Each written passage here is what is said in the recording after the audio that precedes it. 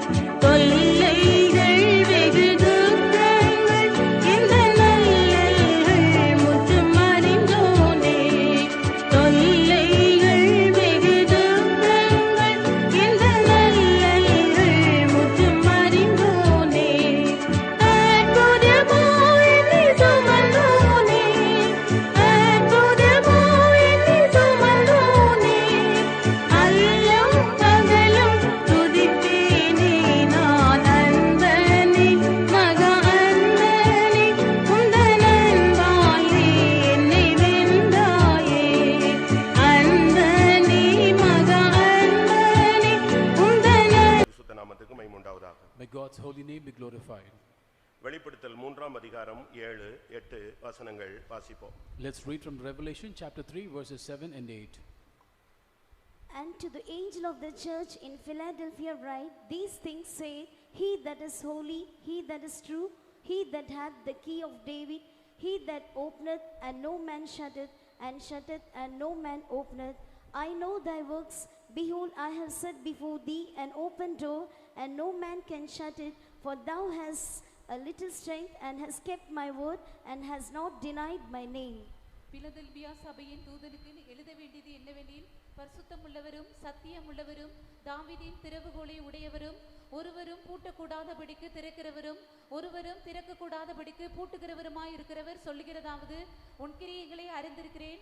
உனக்கு கொஞ்சம் பலன் இருந்தும் நீ என் நாமத்தை மறுதலியாமல் என் வசனத்தை கை கொண்டபடியினாலே இதோ திறந்த வாசலை உனக்கு முன்பாக வைத்திருக்கிறேன், அதை ஒருவனும் பூட்ட மாட்டான். கர்த்தருடைய பரிசுத்த நாமத்துக்கு மகிமை உண்டாவதாக. May God's holy name be glorified. ஆரம்ப காலங்களில் 7 சபைகள் இருந்ததாக வேதம் சுட்டிக்காட்டுகிறது. The Bible pinpoints that in the beginning there were 7 churches. இதை போன்ற நூற்றுக்கணக்கான சபைகளோ இல்லாவிட்டால் நூற்றுக்கணக்கான ஜனங்களோ இல்லாத ஒரு காலம். It was a period of time where we like the present times we do not have hundreds of churches and hundreds of people. ஒருவேளை சபைகள் இருந்திருக்கலாம். Perhaps there might be churches. தேவன் அங்கீகரித்தது இந்த 7 சபைகளை. But what God ratified were these 7 churches. வெளிப்படுத்தல் 2-3 அதிகாரங்களிலே இந்த 7 சபைகளை குறித்ததான நிலவரங்கள் ஆவியானவரால் சுட்டிக்காட்டப்படுகிறது. In Revelations chapters 2 and 3, by the Spirit of God, the state of these 7 churches are pinpointed. நான் மறுபடியும் சொல்லுகிறேன். I repeat, வேறு சபைகள் இருந்திருக்கலாம். there might be other churches as well. வேறு சபைகள்னா அவங்க பலவிதங்களிலே தேவனை அறிந்தவர்கள் இருந்து ஊழியம் செய்திருக்கலாம். The meaning is they might have known God in diverse manners and they were ministered to God. ஆனால் பரலோகம் அங்கீகரித்து தூதை அனுப்பின சபை இந்த 7 சபைகள் மாத்திரமே. But what heaven ratified and sent message are these 7 churches. ஒன்று எபேசு சபை. One, the church is Ephesus. மற்றொன்று சிமிர்னா சபை. Next is the church of Smyrna. அடுத்ததாக பெர்கமு சபை. Then church of Pergamos. அடுத்து தியத்தீரா சபை. In the church of Thyatira. அதற்கு அடுத்து சர்தை சபை. The church of Sardis. அதற்கு அடுத்து பிலதெல்பியா சபை. Church of Philadelphia. அதற்கு அடுத்து லவோதிகேயா The சபை. church of Laodicea. இந்த 7லும் ஒரே ஒரு சபை மட்டும் ஒரு நிறைவான ஒரு சபையாக காணப்பட்டது. But among the 7 there was one church which was full. இந்த 7லும் ஒன்றுதான் தேவனாலே பாராட்டப்பட்ட ஒரு சபை. அதை குறித்து தான் இப்பொழுது நான் உங்களுக்கு சொன்னேன். Even among the 7 churches there was one church which was much appreciated by God, and that was the church I was talking about. நீங்கள் மற்ற 6 சபைகளையும் வீட்டில் போய் படித்து பாருங்கள். You go home and read about the other 6 churches. அந்த சபையினுடைய குறைகள் சுட்டிக்காட்டப்பட்டிருக்கும். The shortfalls of the other churches were pinpointed. அது மனம் திரும்ப வேண்டும் என்று ஒரு கோரிக்கை வைக்கப்பட்டிருக்கும். And also a request was placed that they have to repent. அது மனம் திரும்பாவிட்டால் என்ன நியாயத்தீர்ப்பு என்கிற ஒரு நியாயத்தீர்ப்பும் கொடுக்கப்பட்டிருக்கும். And if they fail to repent, a judgment was also pronounced for them. ஆனால் இந்த பிலதெல்பியா என்கிற ஒரு சபைக்கு மட்டும் குற்றமும் சாட்டப்படவில்லை, நியாயத்தீர்ப்பும் கொடுக்கப்படவில்லை. But only this church called Philadelphia was not accused, neither was it pronounced judgment. இது எதை காண்பிக்கிறது? What does it signify? சபைக்குள்ளும் ஒரு தெய்வீக வாழ்வை வாழ்கிற ஒரு கூட்டம் உண்டு. And there is a group of people who live a divine life even in the church. 7 சபைகளிலே ஒரு சபை. Among the 7 churches, one church. அந்த சபைக்கு கர்த்தர் சொல்லுகிறார், நான் உனக்கு திறந்த வாசலை உனக்கு முன்பாக வைக்கிறேன். To that church the Lord says that I will keep before you an open door. கர்த்தருடைய பரிசுத்த நாமத்துக்கு மகிமை உண்டாவதாக. May God's holy name be glorified. மனம் திரும்ப அவசியமற்ற மனம் திரும்ப சரியான ஒரு மனம் திரும்புதலை அனுபவமாக்கி கொண்ட ஒரு சபை. A church which does not require repentance because each and every day it has been habitual to repent. குறைகள் தேடி பிடித்தாலும் கண்டுபிடிக்க முடியாது. So even if you try to find out some mistakes, you cannot find. அந்த சபையே நற்சாட்சி பெற்ற ஒரு சபை. And that was a church which had a good witness. அந்த சபையிலே ஆவியானவர் தேடி பார்த்தும் கூட ஒரு குறை கண்டுபிடிக்கப்பட முடியவில்லை. So even after the Spirit of God doing a diligent search, it cannot find a fault in the church. காரணம் என்ன? What was the reason? அந்த சபையினுடைய பெயர் Philadelphia. Because the name of the church is Philadelphia. இன்னைக்கு अनेक சபைகளுக்கு இப்படிப்பட்ட பெயர்கள் சூட்டப்படுகிறதை நீங்கள் உலகத்திலே பார்க்கலாம். In the world we also find that many churches are called by this name. சில ஊர்களுக்கு கூட இந்த பிலதெல்பியா என்கிற பெயர் வைக்கப்பட்டிருக்கிறது. Even certain cities, certain places are called after this name, Philadelphia. இன்றைக்கு அந்த இடம் இருக்கிறது. Even today that place is there. அந்த இடத்துக்கு பெயர் அல்லாஹ் Zakir. The name of the place is Allah Sahib. அப்படினா என்ன அர்த்தம்? அல்லாஹ் சாகீர் அப்படினா தேவனுடைய நகரம் அப்படினு இன்னைக்கும் அந்த இடம் இருக்கிறது. So even today that name is there. The meaning of the name is the city of God. ஆனா சரியான அர்த்தம் என்ன? But what is the exact meaning? ஆவியானவர் அந்த சபைக்கு அந்த பெயரை வைத்ததுக்கு காரணம் என்ன? What was the reason Spirit of God has given this name to the church? நாமும் கூட சபைக்கு பெயர் வைத்திருக்கிறோம். We also have name for the church. என்ன பெயர்? What is the name of our church? பழைய பெயர் என்னது? What was the old name? Ceylon Pentecostal mission. Ceylon Pentecostal Mission. அப்படினா என்ன அர்த்தம்? What does it mean? இலங்கையில இருந்து அது தொடங்குனதுனால அந்த நாட்டுடைய பெயர் அதுல தொட்டிக்கொண்டது. So because it was started from Sri Lanka, the name was there. Pentecost என்பது இயேசு கிறிஸ்து உயிரோடு எழும்பி 50வது மரித்து உயிரோடு எழும்பின 50வது நாள் அன்றைக்கு பரிசுத்த ஆவி அனுப்பப்பட்டது. ஆனபடியால் நம்முடைய சபைக்கு என்ன பேர் வச்சோம்? பெந்தேகோஸ்தே நாளில் பரிசுத்த ஆவி வந்ததினால பெந்தேகோஸ்தே என்று வைத்தோம். So it was after the death and resurrection of Lord Jesus Christ on the 50th day, the Holy Spirit was sent, and therefore it is called as the Pentecost. That's why we call the name as Pentecost for our church. வேலூர்ல 36 சபைகள் 36 denomination இருக்கிறது. In Vellore we have about 36 denominations. ஒரு book வாங்கி படிச்சேன். I bought a book and read. 36 சபை, இதுக்கும் அதிகமாக இருக்கிறது. அதிகமா இருக்குன்னா பெட்டி கடை மாதிரி வச்சிருக்கிறவங்க எல்லாம் இருக்காங்க. And there are 36 plus churches, denominations in Vellore. There are small churches which is beyond 36. அப்படிதானே? கரெக்ட் தானே நான் சொல்றது? Is it not so? நீங்க அந்த புக்கை வேணா வாங்கி படிச்சு பாருங்க. You can purchase that book and read. வேலூருடைய full history அதுல இருக்கு. The entire history of Vellore is there. முழங்கால் யுத்தம்னு அந்த புக்குக்கு பெயர். And that book is named as War on Knees. அதுக்கு பேர் வந்து முழங்கால் யுத்தம். அது இப்ப சமீபத்தில் ரிலீஸ் பண்ணாங்க அந்த புக் வேலூரை பற்றிய முற்றுமுழுதாக. So it is a book which describes about the entire history of Vellore, and it is called as Murangal Yuddham. அந்த புக்ல நீங்க படிச்சீங்கன்னா 36 சபை இருக்குறாங்க. If you read that book, you can find 36 denominations, இன்னைக்கு கூட churches. சபைகள் பெருகி போயிருக்குங்க. So even today we have churches in abundance.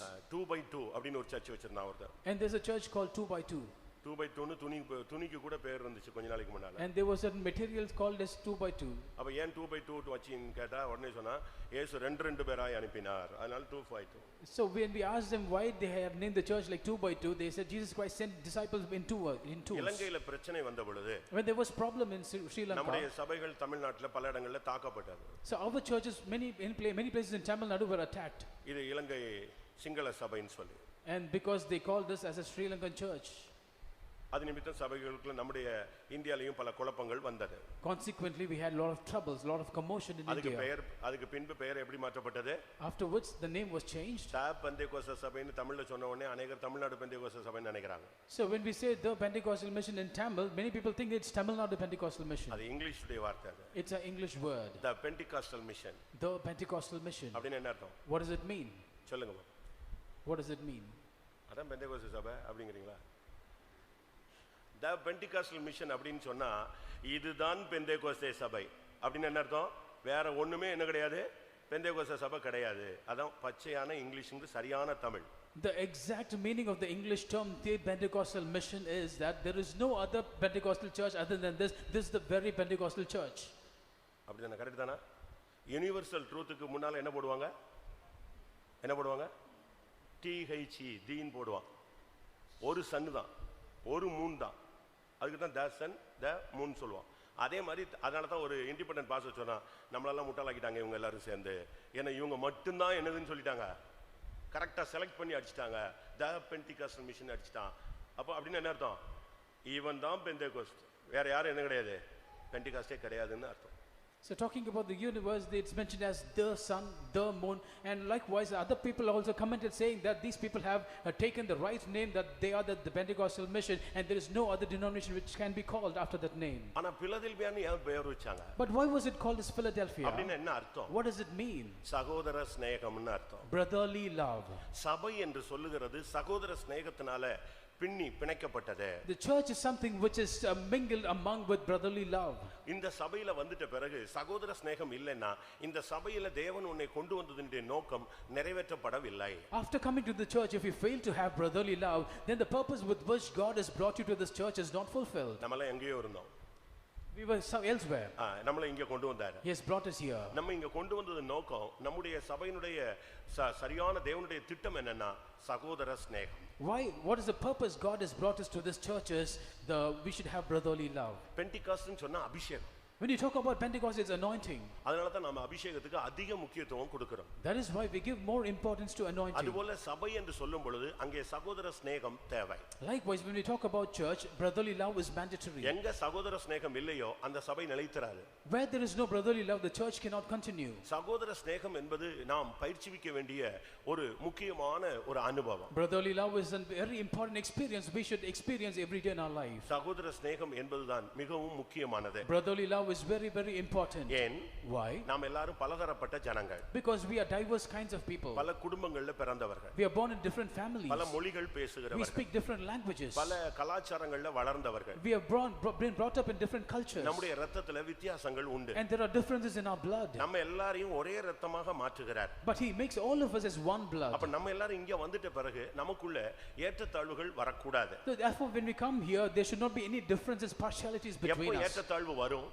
When there will be ups and downs between ஒரு us. மனிதனுக்குள்ள ஏற்றத்தாழ்வு வருதுன்னா சகோதர ஸ்நேகம் குறைந்தாதான் இது வரும். So when there is differences among or differences of opinion among people, brotherly love when it depletes, it happens. எபிரேயர் 13:1 சொல்லுகிறது, Hebrews 13:1 says, சகோதர ஸ்நேகம் நிலைத்திருக்க கடவது. let brotherly love abide. அப்படின்னா என்ன அர்த்தம்? What does it mean? சபைக்குள்ள சகோதர ஸ்நேகம் எப்பொழுதும் இருக்க வேண்டும். And there should be brotherly love always in the church. அதுல மாமிசீகம் கலக்க கூடாது. And there should not be carnality mingled. அதுல பிரிவினைகளுக்கு இடம் கொடுத்துற கூடாது. We should not make room for divisions. அது கொஞ்ச நாள் இருந்துட்டு மறுபடியும் அது குறைந்து போகவும் கூடாது. It should not abide for some time and then wax away. சகோதர ஸ்நேகம்னுடைய சரியான அர்த்தம் என்ன? What is the meaning of brotherly love? ஒரு affection இருக்க வேண்டும். There should be an affection. இதை குறித்து ரோமர் 12:10 ஆவியானவர் பேசும் பொழுது, Concerning this, Romans 12:10, the Spirit of God says, ரோமர் 12:10, Romans 12:10, சகோதர சிநேகத்திலே ஒருவர் மேல் ஒருவர் பட்சமாயிருங்கள். சகோதர ஸ்நேகத்துல ஒருவருக்கு ஒருவர் பட்சமாயிருங்க.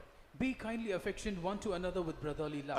ஒரு சகோதரனோடு உனக்கு ஒரு அஃபெக்ஷன் இல்லைன்னா நீ பார்த்தா தோத்திரம் பண்ணுவ, ஒரு சிரிப்ப, அந்த ஸ்மைலிங் அவன் போன உடனே டக்குன்னு உன்னையோட வெளியே போயிடும். So if you do not have a brotherly affection with others, you will just smile, you will say praise the Lord, but once the person departs, your smile will immediately go off. இப்ப நம்முடைய அன்பெல்லாம் செயற்கைத்தனமான அன்பு. Today our love is artificial. அப்படிதானே?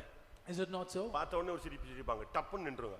The moment they see, they will give a broad smile, immediately it goes away. அது சகோதர ஸ்நேகம் அல்ல. That is not brotherly love. சகோதர ஸ்நேகம்ங்கிறது அதுல பட்சமாய் நீ இருக்கணும். So when you have brotherly love, you should be affectionate. அதாவது ஒரு சகோதரன் பாதிக்கப்பட்டான்னா நீ பாதிக்கப்பட்டது போல உணரணும். The meaning is, if a brother is affected, you should feel as though you are affected. அவன் கீழே விழுந்துட்டானா, ஐயோ அவன் விழுந்துட்டானேங்கிற ஒரு பரிதபிப்பு உனக்கு இருக்கணும். விழுந்துட்டானா, சரி நம்ம போலாம் அப்படின்னு போயிட கூடாது. If he falls, you should have the sympathy that he has fallen down. You should not say that, oh, he has fallen, that's okay. You should not go your way. இன்னைக்கு எத்தனை பேருக்குள்ள சகோதர ஸ்நேகம் இருக்கிறது? Today, how many of us have the brotherly love? இன்னைக்கு அநேகருக்கு friendship இருக்குது, ஆனா அது உண்மையான ஃப்ரெண்ட்ஷிப் கிடையாது. Today, many people have friendship, but it's not true friendship. ஒரு சிலருக்கு சகோதர ஸ்நேகம் இருக்கிறது, அது மாம்சீகமாக இருக்கிறது. Some people have brotherly love, but it is carnal. அதாவது சொந்தங்கள், அந்த குறிக்கப்பட்ட ஊர், இல்லாட்ட குறிக்கப்பட்ட இனம், குறிக்கப்பட்ட அந்த ஜனத்தோட தான் அவங்களுக்கு என்ன இருக்கும்.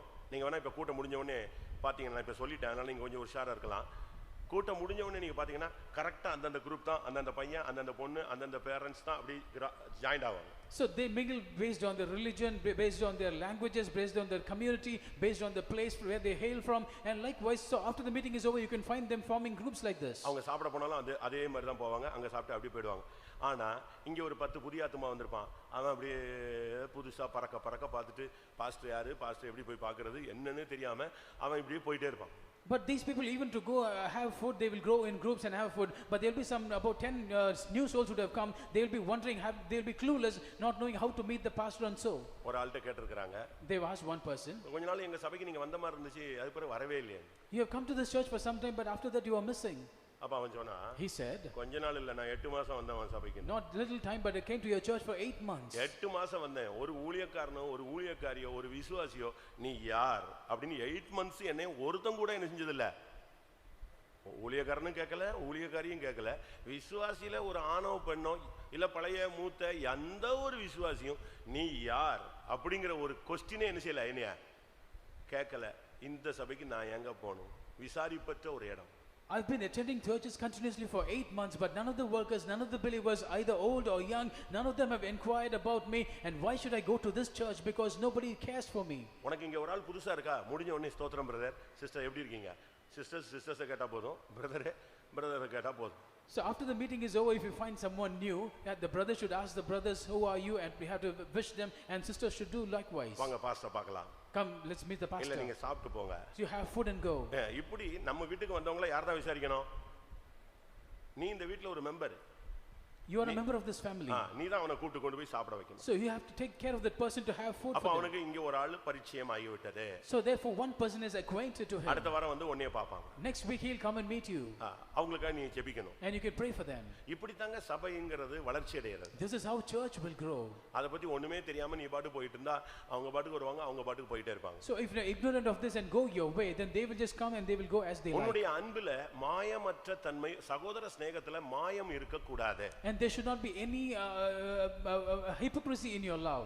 1 பேதுரு 1:22 பார்க்கும் பொழுது 1 Peter chapter 1 verse 22. 1 பேதுரு 1:22. ஆகையால் நீங்கள் மாயமற்ற சகோதர சிநேகம் உள்ளவர்களாகும்படி ஆவியினாலே சத்தியத்திற்கு கீழ்ப்படிந்து உங்கள் ஆத்துமாக்களை சுத்தமாக்கி கொண்டவர்களாய் இருக்கிறபடியால் சுத்த இருதயத்தோடே ஒருவரில் ஒருவர் ஊக்கமாய் அன்பு கூறுங்கள். எப்படி? இது பெரிய subject. This is a great subject. என்ன சொல்லி இருக்கிறது? What is mentioned here? சகோதர சிநேகத்துல நீங்கள் மாயமற்றவர்களாய் இருங்கள். You should be unfeigned in the love of brethren. அதுக்கு காரணம் என்ன? What is the reason? நீங்கள் சத்தியத்துக்கு கீழ்ப்படிந்து obeying the truth, உங்கள் ஆத்துமாவை நீங்கள் சுத்தமாக்கி கொண்டு purifying your soul, சுத்த இருதயத்தோடு ஒருவரில் ஒருவர் அன்பு கூறுங்கள். You got to love one another with pure heart fervently. எந்த இடத்திலயுமே சகோதர அன்புல பாய்சன் கலக்க கூடாது. At no point in time should you mix poison with brotherly love. அப்படின இன்னொரு அர்த்தம் என்ன? What is the other meaning? மாமிச அன்பை பழக்க வைக்க கூடாது. We should not encourage carnal love. அன்புங்கிறது அது ஒரு புனிதமானது. Love is something pure. அது வந்து பரிசுத்தத்தோடு இணைந்தது தான் பேர் என்னது? அன்பு. Love is something connected to holiness. சரிதானா? Is it not right? தேவன் பரிசுத்தர். God is holy. அவருக்கு இன்னும் அந்த அவருடைய நாணயத்துல இன்னொரு பக்கம் என்னது? தேவன் அன்புள்ளவர். So on the other side of the coin you find God is love. இந்த ரெண்டுலயும் அவர் எப்படிப்பட்டவர்? In both of these, what is his nature? அக்கினி. He is a consuming fire. அப்ப உங்களுடைய அன்புல மாமிசம் உள்ள நுழைய கூடாது. Therefore in everybody's love carnality should not mingle. அவங்க எங்க ஊர்க்காரங்க, they are belonging to our அவங்க ஜாதிக்காரங்க, they are belonging to our tribe, அவங்க எங்க சொந்தம், they are my relatives. அப்படியே போய் கடைசில சொந்தமாவே ஆயிடுவாங்க. So they will say like this and they will become a relative itself. அப்படியே போயிட்டு கடைசில உன் பொண்ண தரையா உன் பையனை தரையாமா. And later on they will say that will you give your son or இப்படி போனதனால தான் பெண்டிகாஸ்ட் தன்னுடைய விலையை இழந்து விடுகிறது. Because Pentecostal is gone like this, it has lost its strength. அதனுடைய ஷைனிங் கெட்டு போனது இதனால தான். This is the reason why its magnanimity is gone. கர்த்தருடைய பரிசுத்த நாமத்துக்கு மகிமை உண்டாவதாக. May God's holy name be glorified. இங்கே சொல்லி இருக்கிறது உங்களுடைய அன்பு மாயமற்றதாக இருக்க வேண்டும். Here it is mentioned that your love should be unfeigned. 1 பேதுரு 3:8 பார்க்கும் பொழுது 1 Peter chapter 3 verse 8, நீங்கள் இரக்கம் உள்ளவர்கள், இப்படி பல காரியங்களை சொல்லிட்டு சகோதர சிநேகம் உள்ளவர்களாகவும் இருக்க வேண்டும். So mentioning so many things like you should be pitiful, courteous, he says that you should have the love of brethren. உனக்கு இரக்கம் இருக்கலாம், You might have mercy, மன உருக்கம் you இருக்கலாம், might have compassion, இணக்கம் இருக்கலாம், so you might have ஒருமனப்பட்டவனாய் இருக்கலாம். so you might have one mind, ஆனா இவைகளுக்கு மத்தியில நீ சகோதர சிநேகம் உள்ளவனாயும் இருக்க வேண்டும். but among all these you should have the love for brethren. உங்களுடைய அன்புல மாயம் இருக்க கூடாது, ஏமாற்று இருக்க கூடாது, வஞ்சிச்சிர கூடாது. So you should not be unfeigned in you should not be feigned in your love. There should not be deception in your love. எபேசியர் 1 என்ன சொல்லுகிறது? What does Ephesians chapter 1 say? உலக தோற்றத்துக்கு முன்னே கிறிஸ்துவுக்குள் தேவன் நம்மை எதற்காக தெரிந்து கொண்டார்? Why has God chosen us even before the foundation of this world? அன்பில் பரிசுத்தர். That he is holy in love. அன்பில பரிசுத்தம் தேவை. We need holiness in love. ஆனபடியால் தான் உங்களுடைய சகோதர சிநேகம் மாயமற்றதாக இருக்க வேண்டும், சகோதர சிநேகம் நிலைத்தும் இருக்க வேண்டும். That is why your love should be unfeigned, it should abide. ஒருவரில் ஒருவர் அன்பாய் இருப்பது, loving one another, இது தேவனுடைய கற்பனை. This is a commandment of God. உன்னை நேசிக்கிறது போல நீ மற்றவனை நேசிப்பது. You got to love others as you love yourself. 2 பேதுரு 1 பார்க்கும் பொழுது 2 Peter chapter 1 when we read, 7 என்ன சொல்லுகிறது? What does the 7th verse say? தேவ பக்தியோட சகோதர சிநேகத்தையும் சகோதர சிநேகத்தோட அன்பையும் கூட்டி வழங்குங்கள். இது ஒன்னோடு ஒன்னு மிக்ஸ் ஆகும் பொழுது தான் டேஸ்ட் டிஃபரண்டா இருக்கும். So if this mingles one with the other, the taste will be different. வெறும் உப்பு நீங்க சாப்பிடுவீங்களா? So will you eat only salt? சொல்லுங்க. வெறும் புளிப்பு சாப்பிடலாமா? So can you eat only sour? அது கரெக்ட்டா அந்த மெஷர்மென்ட்ல அந்த ரேஷியோல மிக்ஸ் ஆகும் பொழுது தான் என்னது? அது taste. So when it is mixed in the right ratio, then there is a good taste. அதனால தான் 2 பேதுரு 1:6-7ல நீங்க 5ல இருந்தே இத பார்க்கலாம். So that is why in 2 Peter chapter 1 verses 5, 6 and 7 we see this. விசுவாசத்தோடு தைரியம் சேரணும். So with faith you got to add தைரியத்தோடு ஞானம் சேரணும். With boldness you have to add wisdom. ஞானத்தோடு இச்சை அடக்கம் சேரணும். With wisdom there should be temperance. இச்சை அடக்கத்தோடு பொறுமை சேர வேண்டும். With temperance there should be patience. பொறுமையோடு தேவ பக்தி சேரணும். With patience godliness. தேவ பக்தியோடு சகோதர சிநேகம் சேரணும். With godliness brotherly kindness. சகோதர சிநேகத்தோடு அன்பு சேரணும். With brotherly kindness charity. ஒரு சமையல் தாங்க இது. இது ஒரு சமையல். This is one cooking. அப்படிதானே? கரெக்ட் தானா? Is it not so? நீங்க தண்ணிய கொதிக்க வச்சு அதுக்கு பிறகு அந்த பக்குவம் வந்த உடனே ஒண்ணா என்ன செய்யணும்? கரெக்ட்டா mix பண்ணிட்டே வரணும். So when you boil the water, when it comes to a particular state of level, then you put everything one by one. கரெக்ட்டா நீங்க கொண்டு வந்தீங்கன்னா நல்லா இருக்கும். So if you bring it up rightly, then the taste will be good. இதுல எதையாவது ஒண்ண miss பண்ணிட்டீங்கன்னா என்னாச்சு? தொலைஞ்சே போய்டுவீங்க நீங்க. If you miss something or the other, then it's lost. ஒரு நாள் ஒரு புருஷன் வந்து மனைவிட்ட கேட்டா எனக்கு அல்வா செஞ்சு கொடுன்னு சொன்னான். One day a husband asked the wife, please make me some halwa. அப்ப அவ சொன்னா ஓகே நான் செஞ்சு தரேன் அந்த புக் மட்டும் வாங்கிட்டு வந்துருங்கன்னு சொன்னா. She said, I will make it, but just please purchase this book for me. அவன் போய் ஒரு புக் வாங்கி கொடுத்தான். And he bought the book. Halwa. Halwa. அழகா செஞ்சுட்டான் அந்த சகோதரி செஞ்சாச்சு. She beautifully made the halwa. அவ எல்லாம் செஞ்சு முடிச்ச உடனே இவர் வந்தாரு. And after everything was ready, எப்படி இருக்குனாரு? சூப்பரா இருக்குனா. He said it was wonderful. புருஷனுக்கு எடுத்து கொடுத்தாங்க. She gave it to the husband. அவர் வாயில எடுத்து வச்சாரு. He kept it on the mouth. வச்ச பிறகு வாய் திறக்க முடியல. Afterwards he could not open the mouth. மேல் வாயோட நெஞ்சிச்சு போய் கப்புன்னு ஒட்டிடுச்சு. So his mouth was stuck to the upper. அதுக்கு பிறகு அவனுக்கு கீழேயும் வரல மேலேயும் வரல. And afterwards he was not able to open the mouth up or down. பயங்கர கஷ்டப்பட்டான். He was struggling. எப்படியோ வெளிய எடுத்துட்டான். Somehow he managed to open. ஏய் நீ புக் வாங்கி தந்தா நான் பயங்கரமா செஞ்சிருவேன். அப்படியே அதில் 2 நிமிஷம் கொதிக்க விடுங்கள் 3 நிமிஷம் ஆற விடுங்கள்மா. அவ சொன்னா இந்த புக்ல என்ன செஞ்சு சொல்லியிருக்கோ அதை அப்படியே நான் செஞ்சேன்னு சொன்னா. So he asked the husband asked the wife, so you said if I purchase the book you will do everything, and she said that whatever is written in the book I have done that. அப்ப அவன் சொன்னா அப்ப இந்த புக்ல தான் தப்பா? So then he asked, is it wrong in the book? Okay நேரா அந்த கடைக்கே போய்ட்டாங்க. Okay, he went to the shop. அங்க போய் கேட்டான். He asked, இப்படி செஞ்சோம் கடைசில வாயில ஒட்டி நான் படாத பாடு போட்டுட்டேன் என்னையா புக்னு சொன்னான். So he asked, what is this book? We did as per the instructions given in the book, but my mouth was stuck. அவன் சொன்னா He said, அந்த புக்ல என்ன எழுதி இருந்துச்சு? what is written there in the book? செய்து பாருன்னு தான் சொல்லி இருந்துச்சு. சாப்பிட்டு பாருன்னு அவனே சொன்னாங்க. It says that just try cooking it. Does it say that try eating it? அந்த புக்கை நீ படிச்சு பாரு. மேல என்ன போட்டுருக்கு? என்ன போட்டுருக்கு? செய்து பார். செய்து தான் நீ பார்க்கணும். அது கரெக்ட்டா வருதா வரலையா? நீ சாப்பிட்டுட்டு இங்க வந்து சகரார் பண்ண கூடாதுன்றான். So it says that look at the tagline of the book. It says try it. It does not say try eating it. அதே மாதிரி உங்க வீட்லயும் இப்படி எல்லாம் செஞ்சு காட்டுவாங்க. Likewise people will cook in your house. பிடிக்கலன்னா அன்னைக்கு என்னென்ன டைரக்ஷன்ல உங்களை ஓய்க்கணுமோ முடிச்சிடுவாங்க. So if they don't like you, they will just take a chance by that. ஆனா அதே நேரத்துல at the same time அன்பு இருந்தா உப்பு இல்லாட்டாலும் நீங்க பாட்டு சாப்பிட்டுட்டே இருப்பீங்க. But even if you don't have salt, you will keep on eating it. அதே நேரத்துல பசி இருந்தா பசி என்ன செய்யாது? ருசி அறியாது. அவன் பாட்டு சாப்பிட்டுட்டே இருப்பான். பசி இல்லைன்னு சொன்னாதான் இது எதுக்கு அப்படி செஞ்ச, இது எதுக்கு அப்படி செஞ்ச, இது நல்லா இல்லை, இதுக்கெல்லாம் காரணம் பசி இல்லாததான். At the same time, when you are hungry, you will eat whatever is given to you. But when you are not hungry, then you will find fault with each and everything. அதனாலதான் தமிழ்ல சொல்றான் பசித்த பின் புசி. அப்பதான் நீ டேஸ்ட்க்குலாம் சண்டை போடாம நீ பாட்டுக்கு கொடுத்த உடனே சாப்பிட்டு அதை வயிறு நிறைஞ்ச உடனே போயிட்டே இருப்ப. That is why in Tamil they used to be saying that you have to eat food after you become hungry. அதனால தான் நீங்க வீட்ல போய் உட்கார்ந்து படிச்சு பாருங்க. 2 பேதுரு 1:7 ஒன்னோட ஒன்னு மிக்ஸ் ஆகி வரும்பொழுதுதான் கிறிஸ்துவின் பூரணம் வருகிறது. In 2 Peter chapter 1 verse 7, go home and read.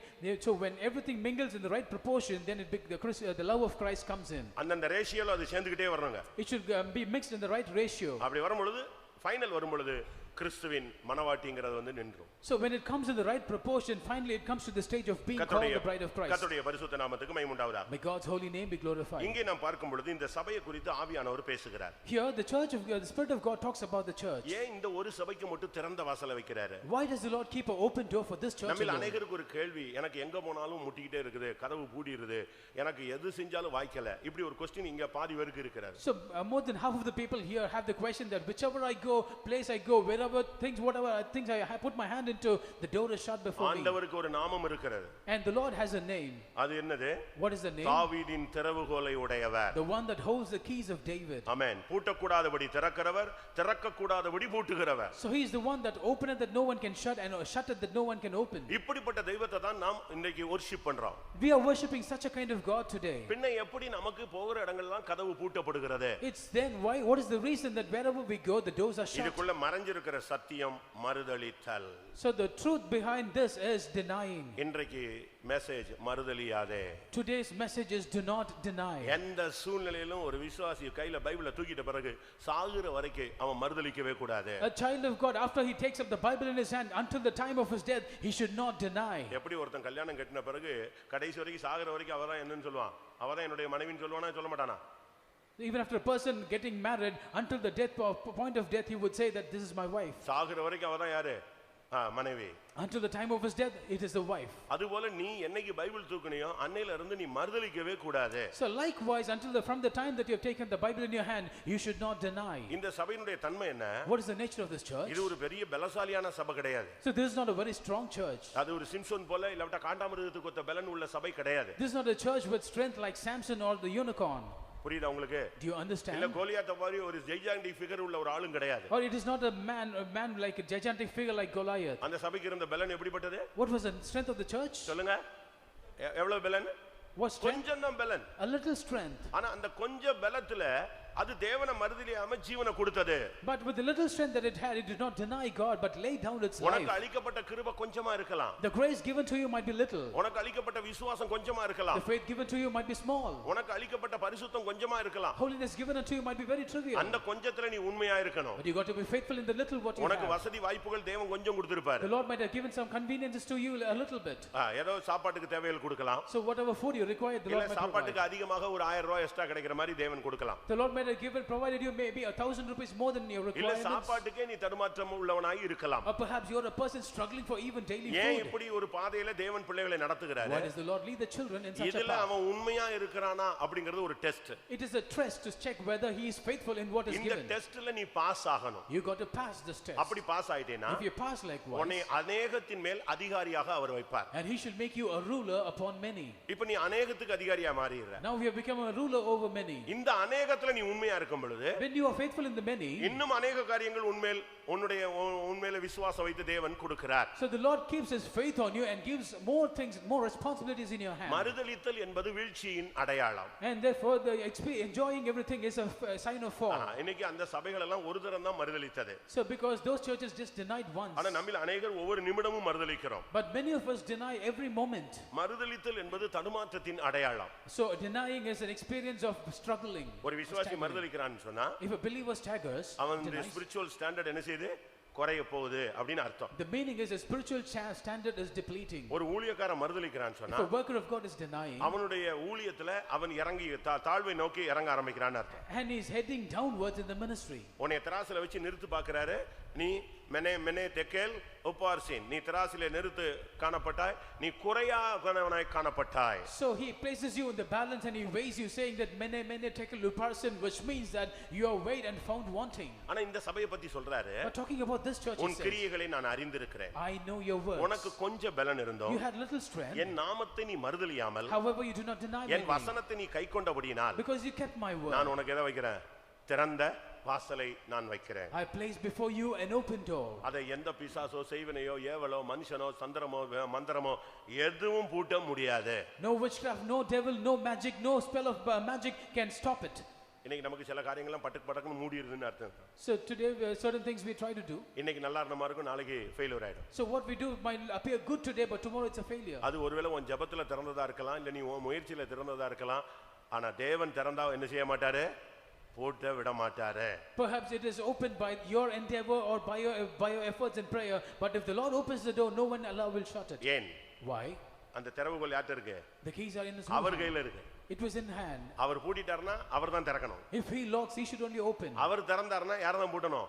அவர் தான் பூட்டணும். If he opens, he should only shut it. அப்படிப்பட்ட தேவனை நாம் வைத்திருக்கும் பொழுது நீங்கள் ஏன் மறுதலிக்கிறீர்கள்? When you have such a God, why should you deny? இந்த மறுதலித்தல் என்பது இன்னைக்கு கிறிஸ்தவ உலகத்துல ஒரு சர்வ சாதாரணமாக மாறிவிடுகிறது. Denying is becoming very habitual, very normal among the Christians.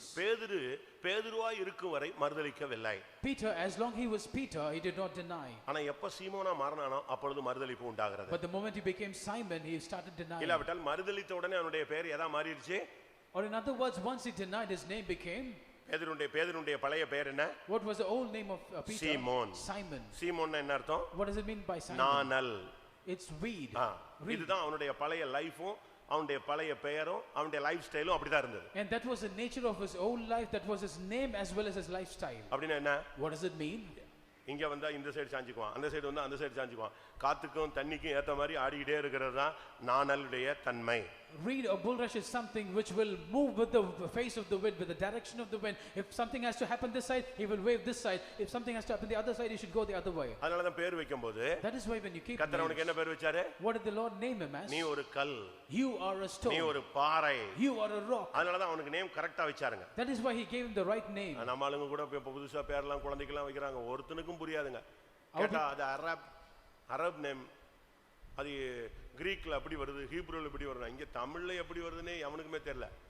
அப்படிதானே? So people are giving names today that they say it's an Arabic name, it's called a Greek name. So even they don't know the meaning of it in Tamil. Christians கூட numerical ஸ்டைல்ல வைக்கறாங்க. So even Christians are also naming after the numeric. இப்படி வச்சா அப்படி, அப்படி வச்சா இப்படிலாம் மாத்திக்கிட்டே வராங்க. So based on numerology they want to keep the names like this. தவறு பிரியமானவர்களே. Beloved ones, it's wrong. நம்முடைய பெயர் பாறையாக மாற வேண்டும். Our name should become a rock. அவனுடைய லைஃபை ஒரு உறுதித்தன்மையா மாற்றுறதுக்கு தான் கர்த்தர் அவனுக்கு பேதுரு, கேபா, பத்ரோஸ், பீட்டர், இதனுடைய முழு அர்த்தம் என்னதான்?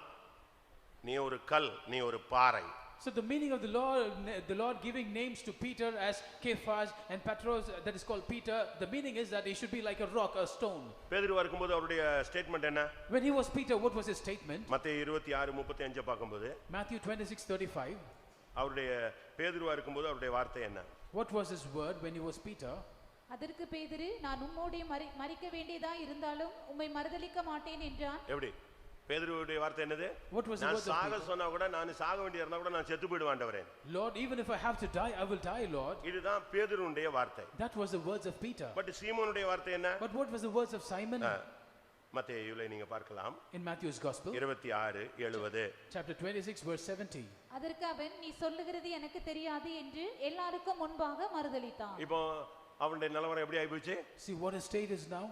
இதை குறித்து நீங்கள் யோவான்ல நீங்க பார்க்கும்போது, Concerning this in John, யோவான் 21ஆம் அதிகாரம் John chapter 21, 15ஆம் வசனம். verse 15.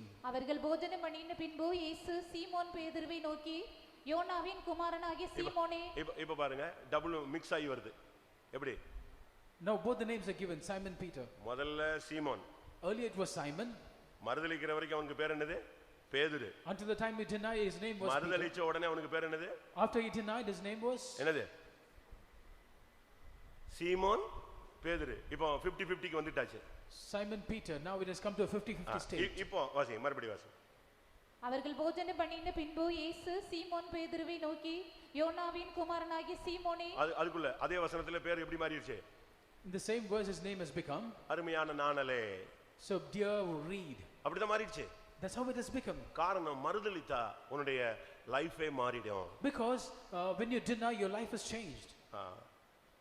நல்லா புரிஞ்சுக்கோங்க. Understand clearly. கிறிஸ்தவ வாழ்க்கையில மறுதலிப்புங்கிறதுக்கு ஒரு பரீட்சை நடந்துகிட்டே இருக்கும். A test called denying will happen continuously in Christian life. அந்த டெஸ்ட் எப்போ வரும்னு சொல்ல முடியாது. We cannot say when this test will happen.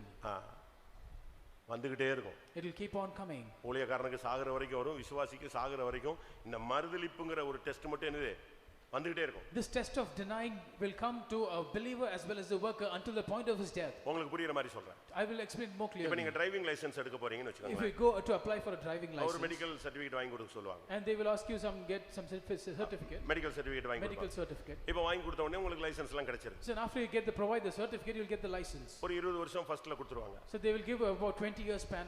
40 years தாண்டின உடனே And once you become 40, அதுக்கு பிறகு 5 வருஷம் தான் தருவாங்க. afterwards they will give you only for 5 years validity. ஏன்? Why? கண்ணு சரியா இருக்கான்னு ஒரு சர்டிபிகேட் வாங்கிட்டு வாங்க. You have to get a test, a certificate for your eyes. Age போக போக வருஷம் குறைஞ்சிக்கிட்டே வரும். சர்டிபிகேட் ரொம்ப முக்கியம். ஏன்னா கண்ணு தெரியாம ஓட்டினானே எப்படி இருப்பான்? So as your age increases, the validity of the certificate will decrease because they want to ensure that you have the proper eyesight to drive. அதுபோல Likewise, உனக்கு ஃபிட்னஸ் இருக்கான்னு பார்க்கிறதுக்காக, இந்த கிறிஸ்தவ பாதையில உன்னால தெளிவா ஓட முடியுதா இல்லையான்னு பார்க்கிறதுக்கு இந்த மறுதலிக்கிறையா இல்லையாங்கிற ஒரு டெஸ்ட் சாகுற வரைக்கும் வந்துகிட்டே இருக்கும். அதனால தான் சில விசுவாசிகள் லாஸ்ட் மினிட் விடுறாங்க பாருங்க, அன்னைக்கு தான் அவனுக்கு test. So you have to undergo a fitness test every time, every moment in the Christian life, even until the last moment you have to undergo this test. உடனே நீங்க சொல்லுவீங்க, ஏன் அதை அனுமதிக்க வேண்டும்? Immediately you will say, why should the Lord permit அப்படி this? அல்ல. It's not so. உனக்கு நீ ஒரு பெரிய செயின்ட் மாதிரி தெரியும், ஆனா நீ உனக்குள்ள எவ்வளவு குறை இருக்குங்கறத நீ கண்டுபிடிக்கணும். So to your eyes you might appear to be a saint, but you have to find out what is shortfall in your life. வியாதி வர்ற வரைக்கும் நீ தெய்வீக சுகத்தை அடிச்சு பேசி தூக்கிடலாங்க. வியாதி வந்த பிறகு நிக்கிறதுக்கு பேருக்கு தான் என்னது தெய்வீக சுகம். Until the time that you fall sick, you can speak boldly about divine healing, but when the sickness comes in, then that's the test of standing in faith. ஏன் தேவன் ஜனத்தை சிறுமைப்படுத்தினார், வனாந்தரங்களில் நடத்தினார்? So why did the Lord afflict the people and lead them? வனாந்தரத்தில் ஏன் அவர்களை Lead them நடத்தினார்? in wilderness. அதுக்கு உபாகமத்தில் என்ன வாசிக்கிறோம்? And what do we read in Deuteronomy? நீ உன் இருதயத்தை அறியும்படியாக, உன்னை நீயே அறிந்து கொள்ளும்படியாக நான் இந்த பாதையில் உன்னை நடத்தினேன்னு கர்த்தர் சொல்றாரு. The Lord says that to know your heart, that you might know yourself, I have led you in this path. உபாகமம் 8:2. Deuteronomy 8:2. உன் தேவனாகிய கர்த்தர் உன்னை சிறுமைப்படுத்தும்படிக்கும் தம்முடைய கட்டளைகளை நீ கைக்கொள்வாயோ கைக்கொள்ள மாட்டாயோ என்று அவர் உன்னை சோதித்து உன் இருதயத்தில் உள்ளதை நீ அறியும்படிக்கும் உன்னை இந்த 40 வருஷம் அளவும் வனாந்தரத்திலே நடத்தி வந்த எல்லா வழியையும் நினைப்பாயாக. உன் இருதயத்தில் உள்ளதை யார் அறியணும்? நீ அறியணும். ஆஹா, நான் ஒரு பலவீன, இந்த விஷயத்துல நான் இவ்வளவு நாள் கவனம் இல்லாம இருந்துட்டேன் அப்படிங்கறத உன்னை நீ புரிஞ்சுக்கணும். You should first of all understand what is weak in your heart, and therefore you have to understand that I am weak in this aspect and I have to correct it. மத்தேயு 26:34 அவன்கிட்ட ஆண்டவர் தெளிவா பேசுறாரு. எப்பா, நீ உன்னுடைய standard வந்து ரொம்ப கம்மியா இருக்கு, நீ ஒரு விசை அல்ல, நீ 3 விசை கூட மறுதலிச்சிடுவ அப்படின்னு அவன்கிட்ட பேசுறார். Matthew's Gospel chapter 26 verse 34, the Lord very clearly says that your standard is very weak, not just once but 3 times you will deny. உன்னுடைய கிறிஸ்தவ வாழ்க்கை பேச்சில தான் இருக்கு, எதுல இல்ல?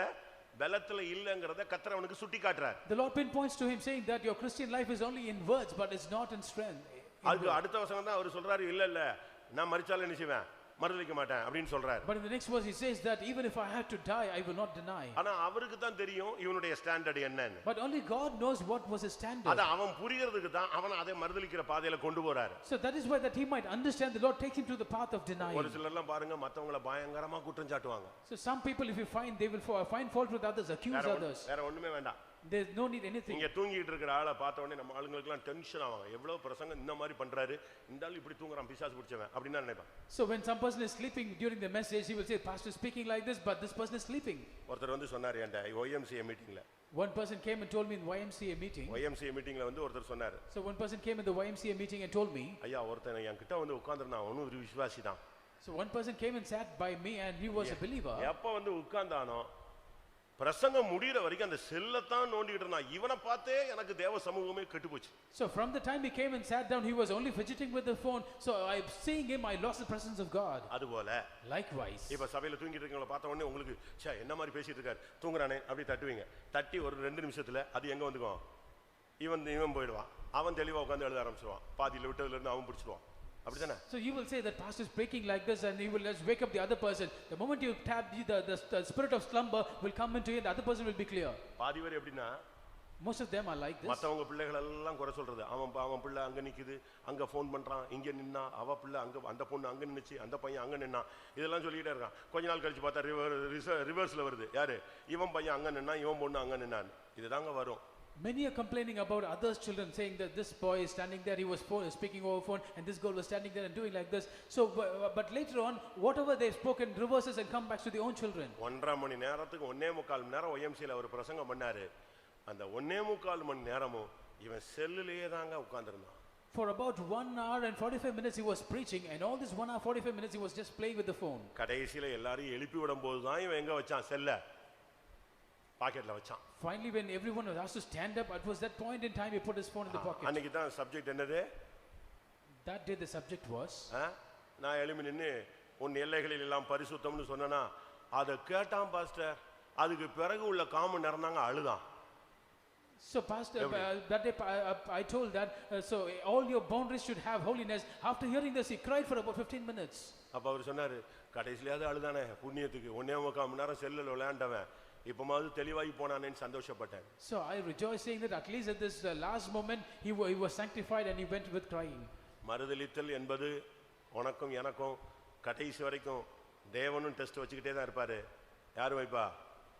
பிசாசு இந்த டெஸ்ட்டை வச்சுக்கிட்டே தான் இருப்பான். So until the point of death for you and me, the Lord will keep this test of denying. Even the devil will conduct this test. நீ 99 மார்க் எடுத்தால் அந்த ஒரு மார்க்லயாவது நீ விட்டுருவியான்னு சொல்லி அதுலயும் அந்த மறுதலிப்புக்கு பிசாசு வந்து நிப்பாங்க. So even if you score a 99%, yet for at least this 1% will you not fail, the devil will try to keep a test for that. ஆனா நீ கொஞ்சம் பலன் இருந்தாலும் நீ மறுதலிக்க கூடாது. But even if you have a little strength, you should not deny.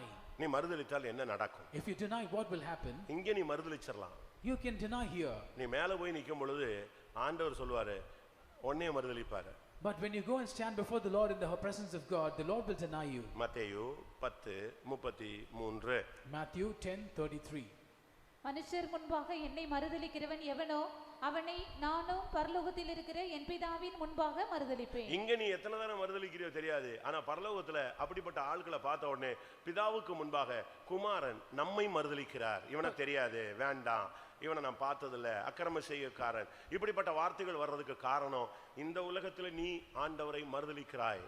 So today, for whatever reason you might be denying, but still when you go to the kingdom of heaven, there the Son of God will deny you before the Father, saying, I do not know him, he is a worker of iniquity, and therefore whatever activities of denial that you do in this earth will reflect directly in heaven. இதை குறித்து பவுல் என்ன பேசுகிறார்? What does Saint Paul say about this? 2 தீமோத்தேயு 2 Timothy 2ஆம் அதிகாரம் chapter 2 12ஆம் வசனம். the 12th verse. 2 தீமோத்தேயு 2:12.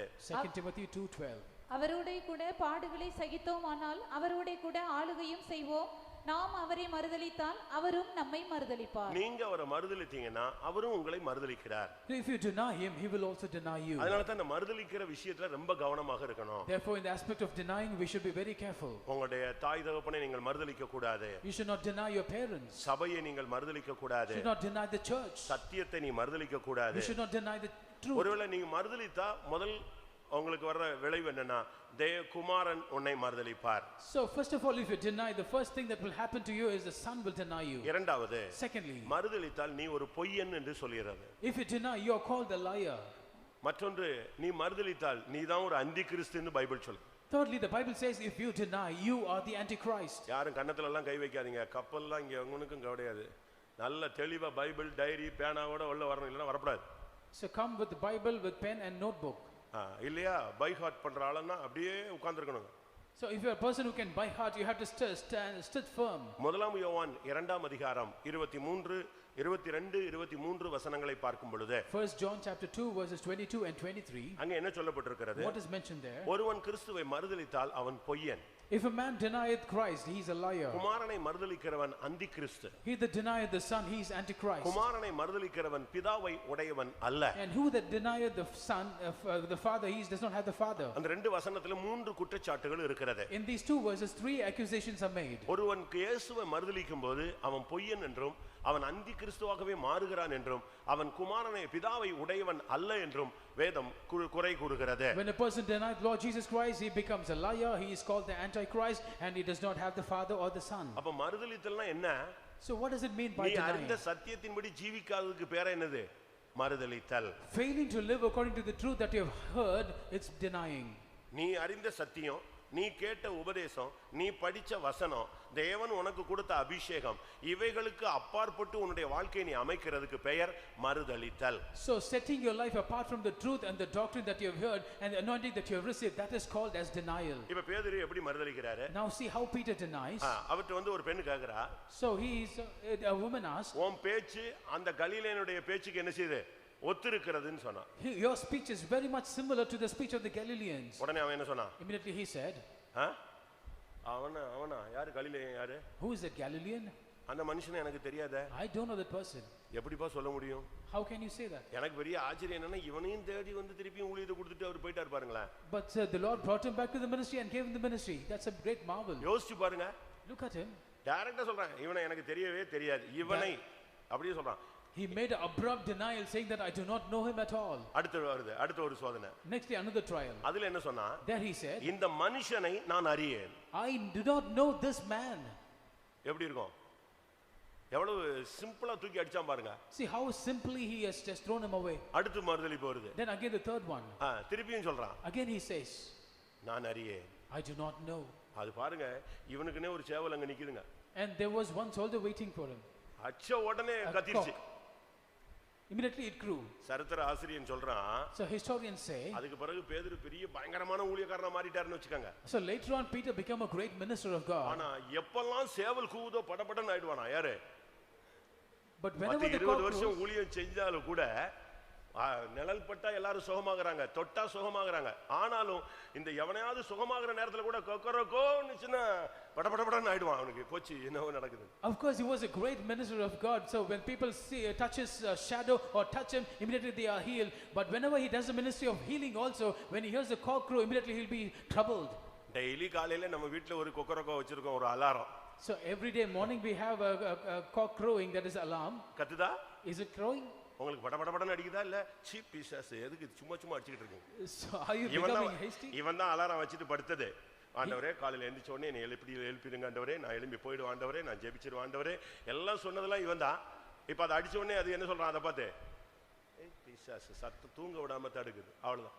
So he was the one who was setting up the alarm, saying, Lord, wake me up early in the morning, I should pray, I should do this and that. But when the alarm goes, then they will say that, oh, get away devil. 3 தரம் மறுதலித்தான். 3 times he denied. இது எத்தனை நாள்ல? On what day? எத்தனை நாள்ல? So in how many days? எத்தனை நாள்ல? How many days? ஒரே நைட்டுக்குள்ளங்க இது நடக்குது. It happened 12 ஹவர்ஸ்க்குள்ள நடக்குதுங்க. Within 12 hours it happened. இப்படி கணக்கு போட்டு பாருங்க. Just calculate that this is 12 ஹவர்ஸ்க்கு into 3 போடுங்க.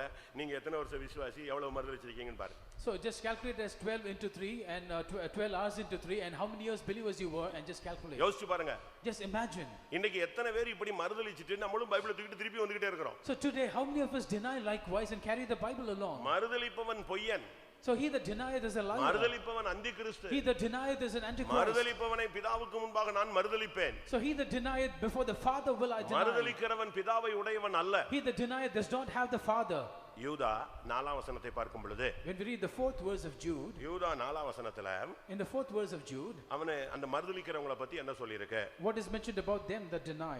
ஏனெனில் நமது தேவனுடைய கிருபையை காமவிகாரத்துக்கு எதுவாக புரட்டி ஒன்றான ஆண்டவராகிய தேவனையும் நம்முடைய கர்த்தராகிய இயேசு கிறிஸ்துவையும் மறுதலிக்கிற பக்தியற்றவர்களாகிய சிலர் பக்கவழியாய் நுழைந்திருக்கிறார்கள், அவர்கள் இந்த ஆக்கினைக்குள்ளாவார்கள் என்று பூர்வத்திலே எழுதியிருக்கிறது. எப்படி வசனத்தை அப்படியே ட்ரிப் பண்ணுவாங்க. They just topple the words of God. கிருபையை புரட்டுவது. And they topple the grace. இவர்கள் யார்? Who are they? பக்தியற்றவர்கள். They are ungodly. பக்கவழியா நுழைகிறவர்கள். And they are the one who enter through the sideways. ஆக்கினைக்கு உட்படுகிறவர்கள். And they are in condemnation. இவர்கள் தேவனை மறுதலிக்கிறார்கள். These people deny God. அப்ப மறுதலிக்கிறவன், கிருபையை புரட்டுறவன், பக்கவழியா வருகிறவன் பக்தியற்றவன். So therefore the one that denies, the one who creeps in unawares, and one who is ungodly, he does not. அதனால தான் Bible சொல்லுகிறது, Therefore the Bible says, மறுதலியாதே. do not deny. நாம யோசிச்சு பார்க்கலாம், நம்முடைய வாழ்க்கையில எத்தனை விசை ஆண்டவரை மறுதலித்திருப்போம். So let us consider how many times have we denied in our life.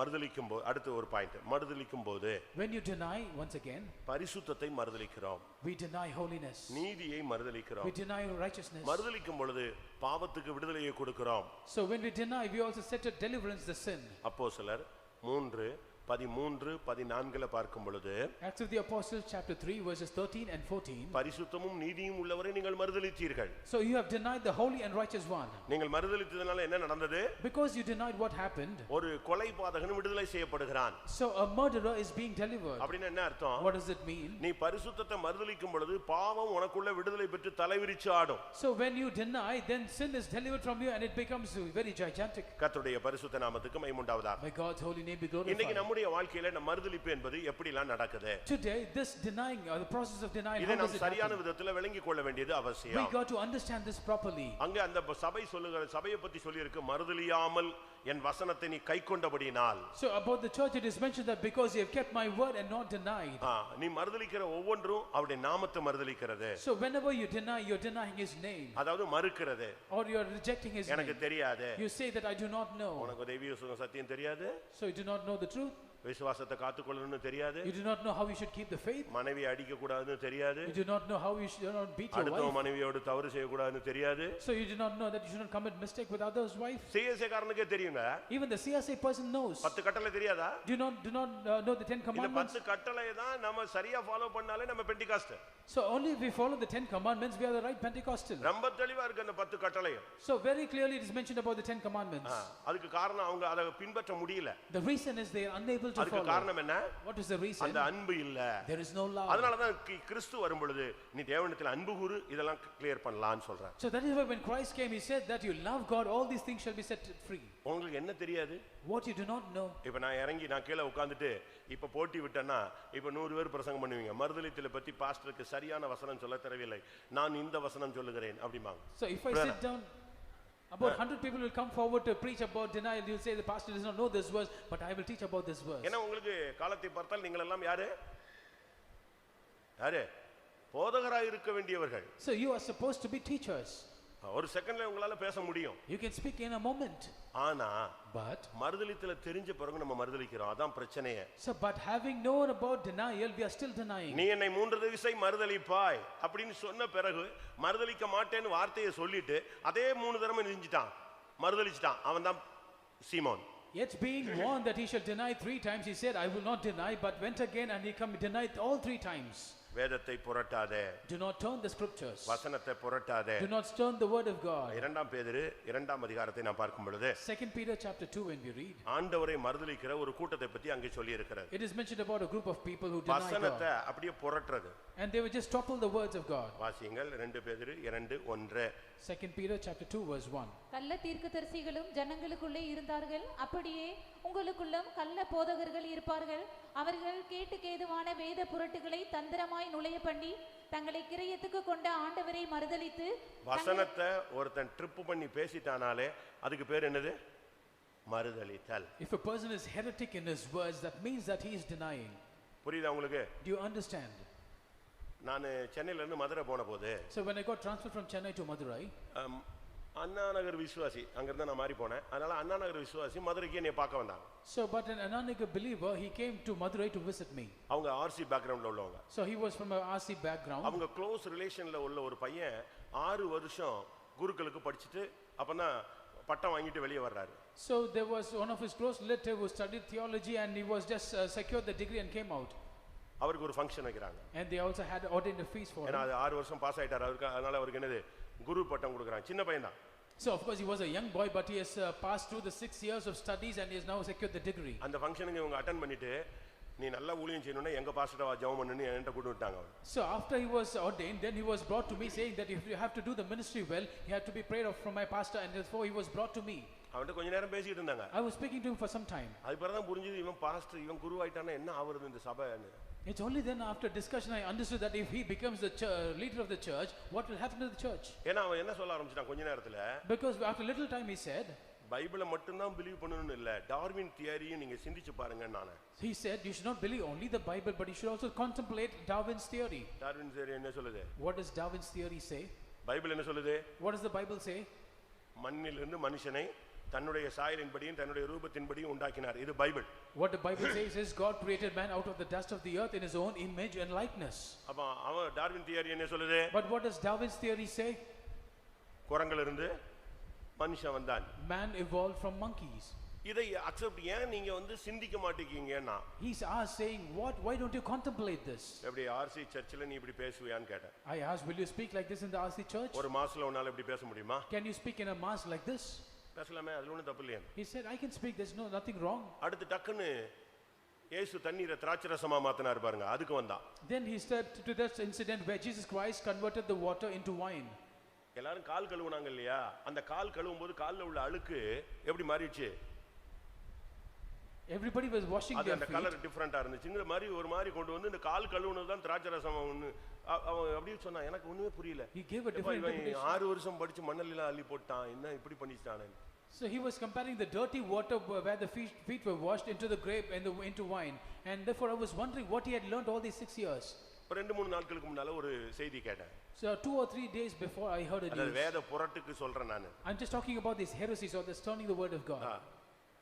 யோபு சொன்னது கர்த்தர் கொடுத்தார், கர்த்தர் எடுத்தார். What Job said was the Lord gave and the Lord has taken away. அந்த வசனத்துக்கு மறுப்பு கொடுக்கறான் அவன். And he was refusing that word. 42ஆம் அதிகாரத்துல ஆண்டவரே நான் அறியாமல் பேசிவிட்டேன், அதனால அது தப்பு. So உங்களுக்கு புரிஞ்சுதான்னு தெரியல. The 42nd chapter. ஏன் பின்னால வரீங்களா இல்ல வேற எங்கயாவது உட்கார்ந்துட்டு அப்படியே பார்த்துட்டு குழந்தைய பாக்குதா, பால் குடிக்குதா, எந்திச்சு போயிட்டானா, பிஸ்கட் கொடுக்கல, இப்படி பாத்தீங்கன்னா நீங்க வந்து பிரயோஜனமே கிடையாது. In the 42nd chapter Job says that unknowingly I have spoken, and therefore he's relating this to that verse. யோபு 2ஆம் அதிகாரத்துல சொல்றாரு கர்த்தர் கொடுத்தார், கர்த்தர் எடுத்தார், கர்த்தருடைய நாமத்துக்கு ஸ்தோத்திரம். Job chapter 2 Job says that the Lord has given, the Lord has taken away, praise be to the name of the Lord. In the first chapter யோபு 1:21 சொல்றாரு கர்த்தர் கொடுத்தார், கர்த்தர் எடுத்தார். ஆனா 42ஆம் அதிகாரத்துல நான் நீசன், என் வாயை பொத்திக் கொள்கிறேன், நான் பேசினதெல்லாம் தப்புங்கிறார். அதனால இதெல்லாம் என்னது? 32 அதிகாரம் அவர் பேசினது அனைத்தும் தவறு அப்படிங்கிறான் பாருங்க. உடனே அதுக்கு ஒருத்தன் விசில் அடிக்கிறான், ஒருத்தன் கை தட்டுறான், நம்ம பாஸ்டர் சூப்பரா பேசிட்டாரு. நான் பார்த்தேன், ஆஹா இதுக்கும் ஒரு விசில் அடிக்கிறானுங்க. அடிச்சாரு. எது? கர்த்தர் கொடுத்தார் கர்த்தர் எடுத்தாருங்கிறது என்னது? தப்புன்னு யோபு ஒத்துக்கொண்டார்னா ரைட்டு. இது பின்னால போற சபை எப்படி போகும்? இப்ப குழந்தை எடுத்துட்டாருன்னா கர்த்தர் எடுத்தாருன்னு சொல்ல மாட்டான், சொத்தை எடுத்துட்டாருன்னா கர்த்தர் எடுத்தாருன்னு சொல்ல மாட்டான், இது பிசாசு எடுத்ததுன்னு தான் சொல்லுவான். அப்படித்தானே சொல்லுவான். தேவனுடைய வசனத்தை அப்படி ட்ரிப் பண்றது யாராவது தயவு செய்து அப்படி யாராவது பிராக்டிஸ் பண்ணிடாதீங்க. So they are just toppling the word of God just like that. They are just relating the verses which Job spoke in the first chapter and the 42nd chapter and saying that what Job said in the first chapter he is disagreeing with his own statement, and people are clapping hands for that and whistling also for that. முடிய பார்க்காத உள்ளுக்குள்ள இருக்கிற ஆவியானவரை பார். ஒருத்தன் சொல்றான், அவன் அண்ணன் தம்பி எல்லாம் சேர்ந்து தான் பேசுறாங்க. So one அதே person, ஒரே ஆவியில உள்ளவன். so the same person having the same kind of spirit, he said, do not look at the hair but look at the spirit of God inside. Dress-ஓட கலரை பார்க்காத. பாஸ்டர் போட்டுக்கிற Dress வந்து design அப்படியே மின்னுதுங்க, அந்த லைட்டுக்கு ஏத்த மாதிரி தான் போட்டு வரா, அப்படியே வந்து நிக்கிறாங்க. இதை பார்க்காதே, உள்ளுக்குள்ள இருக்கிற ஆவியானவர் கொடியேற்றுகிறார்னா அது எப்படி ஏற்றுறாரு? So do not look at the garment he was wearing, because he was wearing glittery garments, shining garments, but the Lord Spirit of God from inside is lifting up the banner. இத பார்த்த உடனே அங்க fluorescent கலர்ல வந்திருக்கிறதெல்லாம் ஒரே whistle ஒரே கத்துது. Pastor என்ன செஞ்சிட்டாரு? நமக்கு ஏத்த மாதிரி பிரசங்கம் பண்ணிட்டாரு. Looking at these people who were wearing fluorescent garments, they were very happy, saying that pastors preached according to our desire, and therefore they were shouting and whistling. எல்லாம் அந்த ஜிப்சி மாதிரி காடு மேடுல வளர்ந்துக்கிட்டு கண்ட்ரோல் இல்லாம போயிட்டு இருக்கிற கேஸ்க்கெல்லாம் விசில் அடிக்கிறான். அடி இன்னைக்கு தான் சரியான பிரசங்கம். The people having hair like gypsies, they were just whistling, saying that this is the right message today. தவறு பிரியமானவர்களே, Beloved ones, it's wrong. நம்ம வசனங்களை ரொம்ப கரெக்ட்டா ஃபாலோ பண்ணணும். We have to follow the words of God as it is. இன்னைக்கு நீ புரட்டிரலாம், சமயத்துக்கு ஏத்த மாதிரிலாம் அழகா பேசலாங்க. Today you might topple the words as you like, according to the situation. மேல போய் நிக்க முடியாது. But you cannot go and stand before the Lord. அதான் ஒருத்தர் சொன்னாரு, நியாய தீர்ப்புல ஒருத்தரை உட்கார வச்சுக்கிட்டு 60 வருஷத்துக்கு அவனுக்கு பஞ்சாயத்து பண்ணிட்டு இருக்க மாட்டாரு. அந்த பிரசன்ஸ்க்கு போன உடனே அவனுக்கு தெரியும் நமக்கு சாப்டர் க்ளோஸ் முடிஞ்சு போச்சு, இங்க நிக்கிறதுக்கு நமக்கு என்ன இல்ல, தகுதி இல்லைன்னு. அந்த இடத்துக்கு போன உடனே அந்த பிரசன்னமே அப்படியே இழுத்து தள்ளி கொண்டு போய் எங்க சேர்த்துரும்? பாதாளத்துல தள்ளி விட்டு போயிடும். So the Lord will not have time to discuss all 60 years issues with a person, and therefore a person of God says that when once a person goes to the presence of God, automatically the presence will give the judgment based on his life. ரொம்ப கவனமா இருக்கணும். We should be very careful. இப்ப சமீப காலமா இப்படிப்பட்ட போதகர்கள் எல்லாம் புதுசா நெஞ்சிருக்காங்க, ஃபுல் ஸ்பீட்ல வராங்க. So recently teachers like this have come up in full swing. நீங்க உட்கார்ந்தா கூட நீங்க ஆடாட்ட ஏதோ ஆடும், தசை ஆடும், அப்படியே அடிக்கிறான், டங்க டங்க டங்க டங்க டங்க டங்க டங்கன்னு அடிச்சு அடி புளித்து கொண்டு போய் உள்ள சொருவிட்டு போயிடுவான். அதோட இவன் முடிஞ்சு போனான். So even if you sit down, even if you do not shake, automatically your tissues will shake. இவர்கள் கள்ள போதகர்கள். These are false teachers. அந்த வசனத்துல நீங்க போய் 2 பேதுரு 2ஆம் அதிகாரம் முதல் 3 வசனத்தை வீட்ல உட்கார்ந்து நல்லா படிச்சு உங்க பையங்களை பொண்ணுங்களை படிக்க வைங்க. So please go home, make your children read through over and over again 2 Peter chapter 2, the first 3 verses. ஒரு வசனத்தை ஒருத்த மாத்தி பேசிட்டானா அது மறுதலித்தல். If a person is heretic about the word of God, that is denying. எபிரேயருக்கு எழுதின நிருபம் 6ஆம் அதிகாரத்தை பார்க்கும் பொழுது, when we turn to Hebrews chapter 6, அங்க என்ன சொல்லி இருக்கிறது? what is mentioned there? 6ஆம் அதிகாரம் 4, 5, 6 வசனங்களை பார்க்கும் பொழுது, when we read chapter 6 verses 4, 5 and 6, ஒருத்த நல்ல ஸ்டாண்டர்ட் லைஃப்ல இருந்து if a person having a standard life, அதை விட்டு விட்டாலே அவன் தேவனை மறுதலிக்கிறவன். if he falls down from that level, he is denying God. அப்படினா என்ன அர்த்தம்? What does it mean? 1 மணி நேரம் ஜெபிக்கிறவன் அதை குறைச்சிட்டானா அவன் ஜெபத்தை என்ன செய்றான்? தேவனை மறுதலிக்கிறான். A person who is used to pray for 1 hour now reduces the hour of prayer, that means that he is denying God. ஒரு நாளைக்கு 2 மணி நேரம் ஊழியம் செய்றவன் அந்த ஊழியத்தின் நேரத்தை குறைச்சா அதுக்கு பேர் என்னது? மறுதலித்தல். If a person சரிதானா? If a person ministers for 2 hours every day, but now he reduces the amount of time that he spends in ministry, then that means he's denying. Is it not right what I say? படித்து பாருங்க. Please read. எபிரேயர் 6, 4, 5, 6. Hebrews chapter 6 verses 4, 5 and 6. ஏனெனில் ஒரு தரம் பிரகாசிப்பிக்கப்பட்டும் பரம ஈவை ருசி பார்த்தும் பரிசுத்த ஆவியை பெற்றும் தேவனுடைய நல் வார்த்தையையும் இனிவரும் உலகத்தின் பலன்களையும் ருசி பார்த்தும் மறுதலித்து போனவர்கள் தேவனுடைய குமாரனை தாங்களே மறுபடியும் சிலுவையில் அறைந்து, வேற யாரும் சிலுவையில் அறைய வேண்டாம். நீ எப்போ உன் ஜெபத்தை குறைக்கிறியோ, உன் ஊழியத்தை குறைக்கிறியோ, உன் விசுவாசத்தை நஷ்டப்படுத்துறியோ, உன் பரிசுத்த வாழ்க்கையை நாசப்படுத்துகிறியோ, எப்போ உன்னுடைய அந்த ஸ்டாண்டர்ட் ஆவிக்குரிய லைஃப்ல இருந்து நீ இறங்குறியோ, நீ மறுதலிக்கிறாய். தேவகுமாரனை என்ன செய்கிறாய்? மறுபடியும் சிலுவையிலே அறைகிறாய். There is no need for others to crucify Lord Jesus Christ, but the moment that you decrease your prayer life, that you fall away from your faith, you fall away from your holy life, that means that immediately you are stepping down from your spiritual standard, thereby crucifying Jesus Christ on the cross. அப்ப நீங்க உலகத்து பிரகாரமா நீங்க பாக்கும்போது, in the worldly state, if you see, cycle ஓட்டுறவனுக்கு என்ன ஆசை இருக்கு? a person who wants to ride a bike cycle, what he desires, சொல்லுங்க. அவன் ஜெபம்லாம் என்னது? all his prayers are 2 wheeler. a 2-wheeler. 2 வீலர்ல போய் ஒரு வழியானவன்லாம் நாய் அடிச்சு பேய் அடிச்சு விழுந்து எந்திரிச்சவங்க எல்லாம் இதெல்லாம் என்ன வேணும்? 4 வீலர் வேணும். A person going by two-wheeler, he has fallen so many times, had met with accidents so many times இது before உலகம். he decides a four-wheeler. அப்ப உலகத்திலேயே இப்படி டெவலப்ல வரும்போது உன்னுடைய ஸ்பிரிச்சுவல்ல உனக்கு ஏன் டெவலப் வர மாட்டேங்குதுன்னு கேக்குறேன். So in the world, if the people look for development and increasement in their life, so why don't you desire a development in your standard உன்னுடைய of life? ஆவிக்குரிய வாழ்க்கையில நீ குறையும் பொழுது நீ மறுதலிக்கிறாய், நீ தேவகுமாரனை சிலுவையிலே மறுபடியும் அறைந்து அவரை அவமானப்படுத்துகிறாய் என்று எபிரேயர் 6:6 சுட்டி காட்டுகிறது. Hebrews 6:6 very clearly says, when you deplete in your spiritual life, that means you're crucifying Lord Jesus Christ and you're putting him to open shame. 1 தீமோத்தேயு 5ஆம் அதிகாரம் 8ஆம் வசனத்தை பார்க்கும் பொழுது 1 Timothy chapter 5 verse 8, அங்கே விசுவாசத்தை மறுதலித்தலை பற்றி அங்கே பவுல் பேசுகிறார். there Saint Paul talks about the falling away of faith. விசுவாசத்தை மறுதலித்தல்னா என்ன நினைக்கிறாங்க? So what does it mean by denying the faith? மருந்து எடுக்கிறது விசுவாசத்தை மறுதலித்தல், அது ஒரு portion. Taking medicine is just one portion of denying faith. அது ஒரு உச்சகட்டத்தில் உள்ள ஒரு அனுபவம். So that is an experience of a sublime state. Divine healing என்கிறது ஒரு உபதேசத்தினுடைய ஒரு முக்கியமான ஒரு தன்மை, இல்லாவிட்டா ஒரு முதுகு எலும்பு. So divine healing is a very important portion or the backbone of doctrine. ஆனா பேஸ் ஒன்னு இருக்கு. But there is something called as the foundation, the ஒரு base. ஃபவுண்டேஷன் இருக்கு. And there is a foundation. விசுவாசத்தை எப்ப மறுதலிக்கிறோம்? முதலாவது So when we first deny faith, மருந்து எடுக்காதனால விசுவாசத்தை மறுதலிக்கிறதுங்கிறது அது உச்சகட்ட அனுபவம். so taking medication and thereby denying faith is the last state.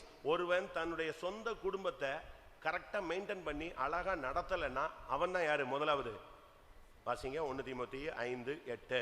1 Timothy chapter 5 verse 8. ஒருவன் தன் சொந்த ஜனங்களையும் விசேஷமாக தன் வீட்டாரையும் விசாரியாமற் போனால் அவன் விசுவாசத்தை மறுதலித்தவனும் அவிசுவாசியிலும் கெட்டவனுமாய் இருப்பான். உனக்கு ஒரு மனைவி இருக்கு, ஒரு புருஷன் இருக்கு, ஒரு 4 பிள்ளைங்க இருக்கு, 2 பிள்ளைங்க இருக்கு, உங்க அம்மா இருக்காங்க, அப்பா இருக்காங்க, அண்ணன் இருக்கான், தம்பி இருக்கான். இத நீ விசாரிக்கணும்.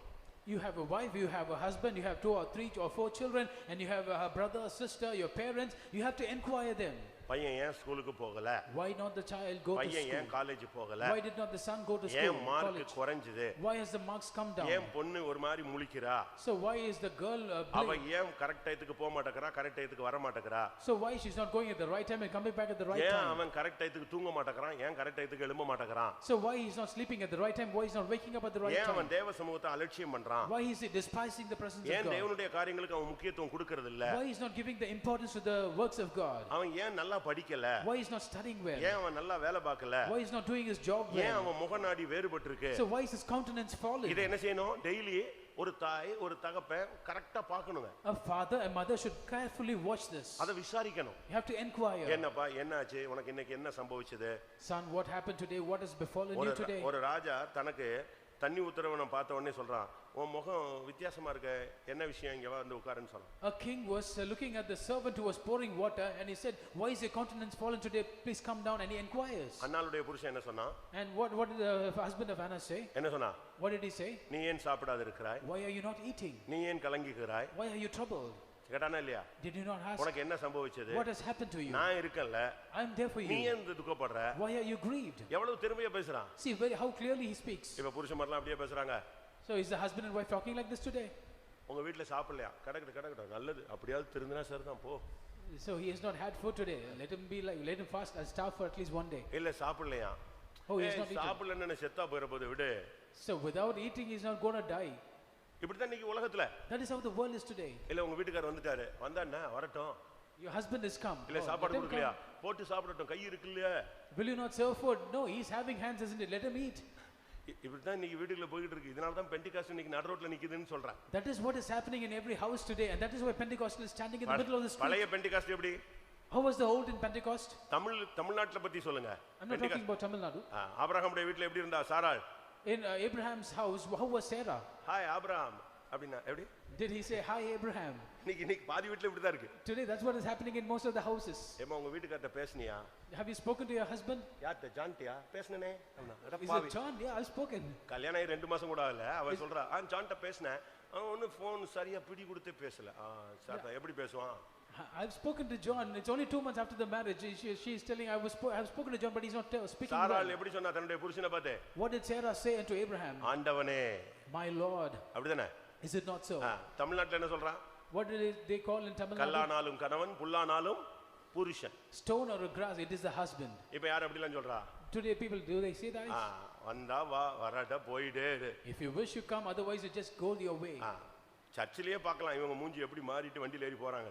In church itself we can witness how people's countenance change when they go by two-wheeler. ஒரு நாள் இப்ப சமீபத்துல ஒரு இடத்துல கேள்விப்பட்டேன். So recently I heard a news. இப்படி தான் இடக்கவனமா அந்த பாஸ்டர் பேசி விட்டாரு. The pastor spoke like this. முடிஞ்ச உடனே அந்த வீட்டுக்காரன் வெளியே வந்து வண்டி எடுக்கும்போது கேட்டானா, நீ பாஸ்டர் நம்பர் வச்சிருக்கியோ? So after the meeting is over, the husband asked the wife, do you have pastor's number? இல்ல. No. இல்லையே, எனக்கு டவுட் இருக்கு. No, I have a doubt. முந்தானத்து நடந்த கதையை அப்படியே இன்னைக்கு சொல்றாருன்னா அப்ப யாரு சொன்னது? இது யார் சொன்னது? What happened day before yesterday, the pastor is reiterating as it is, then who has reported to him? இல்ல நீ நம்பர் யார்த்தையோ வாங்கி நெஞ்சிருக்க. அடிச்சிட்ட பிரிண்ட் பண்ணிட்டு அவருக்கு கிளியரா. No, you got the number from someone and you has informed everything to him. அப்ப இவங்க சொல்றாங்க ஆண்டவர் பேசியிருப்பார்ல. So she said, ஆண்டவர் எப்படி இங்கெல்லாம் இப்பெல்லாம் நான் அப்படி பேசி கேட்டதே கிடையாது. He said, I've never heard God speaking like this. எப்படிலாம் இருக்கான் பாருங்க நம்ம ஆளுங்க. This is happening in Tamil Nadu.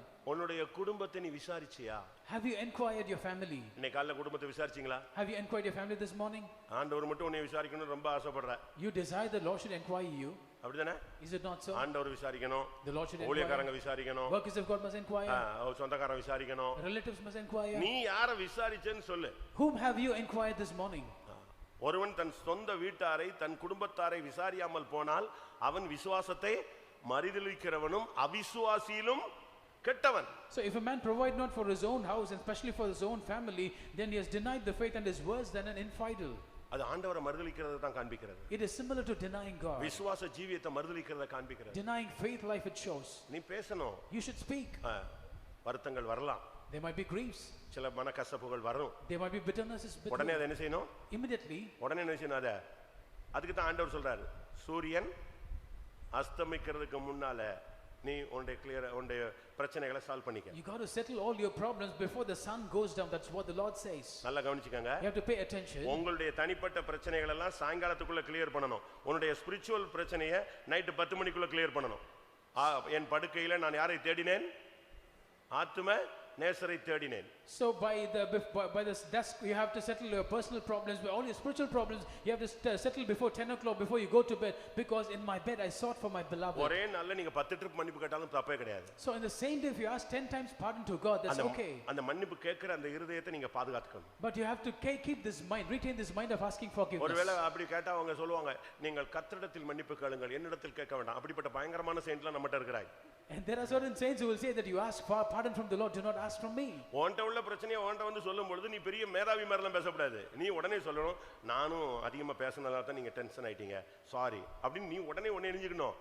முந்தி போய் கிளியர் பண்ணிக்கணும். When they come and ask pardon to you, you should not speak like as though you are a brilliant excellent person, but when they say, you have to also say that because I spoke like this you have reverted like this. முதல்ல மன்னிப்பு கேட்கிறவன் தாழ்மை உள்ளவன். The first person who asks pardon is humble. முதல்ல மன்னிப்பு கேட்கிறவன் தெய்வீகம் உள்ளவன். The person who asks pardon first is divine. முதல்ல மன்னிப்பு கேட்கிறவன் கிருபை உள்ளவன். The person who asks pardon first is gracious. வந்து பேசட்டும் பார்க்கலாம். Let him come and speak to me, let's see. அவன் வரவே மாட்டான். He will never come. அப்ப நீ என்ன பண்ணுவ? Then what will you do? உடனே நீ சொல்லுவ, அவன் தப்பு செஞ்சதனால வர மாட்டேங்கறான் அப்படிம்பே. உடனே அதுக்கு நீ அவனை தான் குறை சொல்லுவ. So you will again find fault with him, saying that because he has committed the mistake. உன் குடும்பத்தை விசாரி. You have to inquire your family. உன் பிள்ளைகளை விசாரி. You have to inquire your children. என் தம்பி மார்க்கமே, what is happening? எங்க போன? Where have you gone? இன்னைக்கு நீ வேலை வெட்டியே பார்க்கறது இல்ல. நீ எதுக்கு காலையில Dress பண்ணிட்டு வெளிய போற? So you are not doing any job, then why are you dressing up and going out? நான் கேக்குற क्वेश्चனுக்கு பதில் சொல்லணும். You have to answer the questions that I ask. வேலைக்கு போறது இல்ல. You're not going to job. காலேஜுக்கு போறது இல்ல. You're not going to college. கோயிலுக்கு போறது இல்ல. You're not going to church.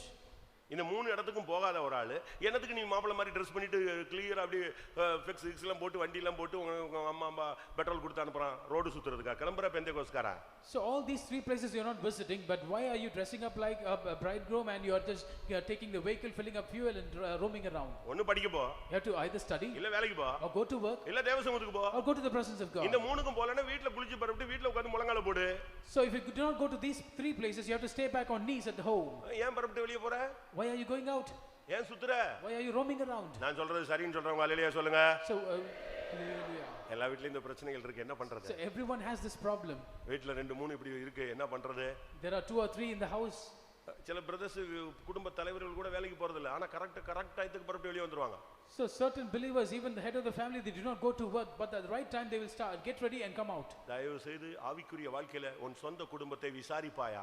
Therefore, in the spiritual life, you have to inquire your own family. 2 தீமோத்தேயு 3 அதிகாரம் 5 வசனத்தை பார்க்கும் பொழுது 2 Timothy chapter 3 verse 5. அங்க என்ன சொல்லப்பட்டிருக்கிறது? What is mentioned here? தேவ பக்தியின் வேஷத்தை தரிக்கிறார்கள், அதின் பலனை மறுதலிக்கிறார்கள். They put on the form of godliness but deny the power thereof. அது என்ன தேவ பக்தியின் வேஷம்? What is the form of godliness? மீசை தாடி எல்லாம் எடுத்துறது.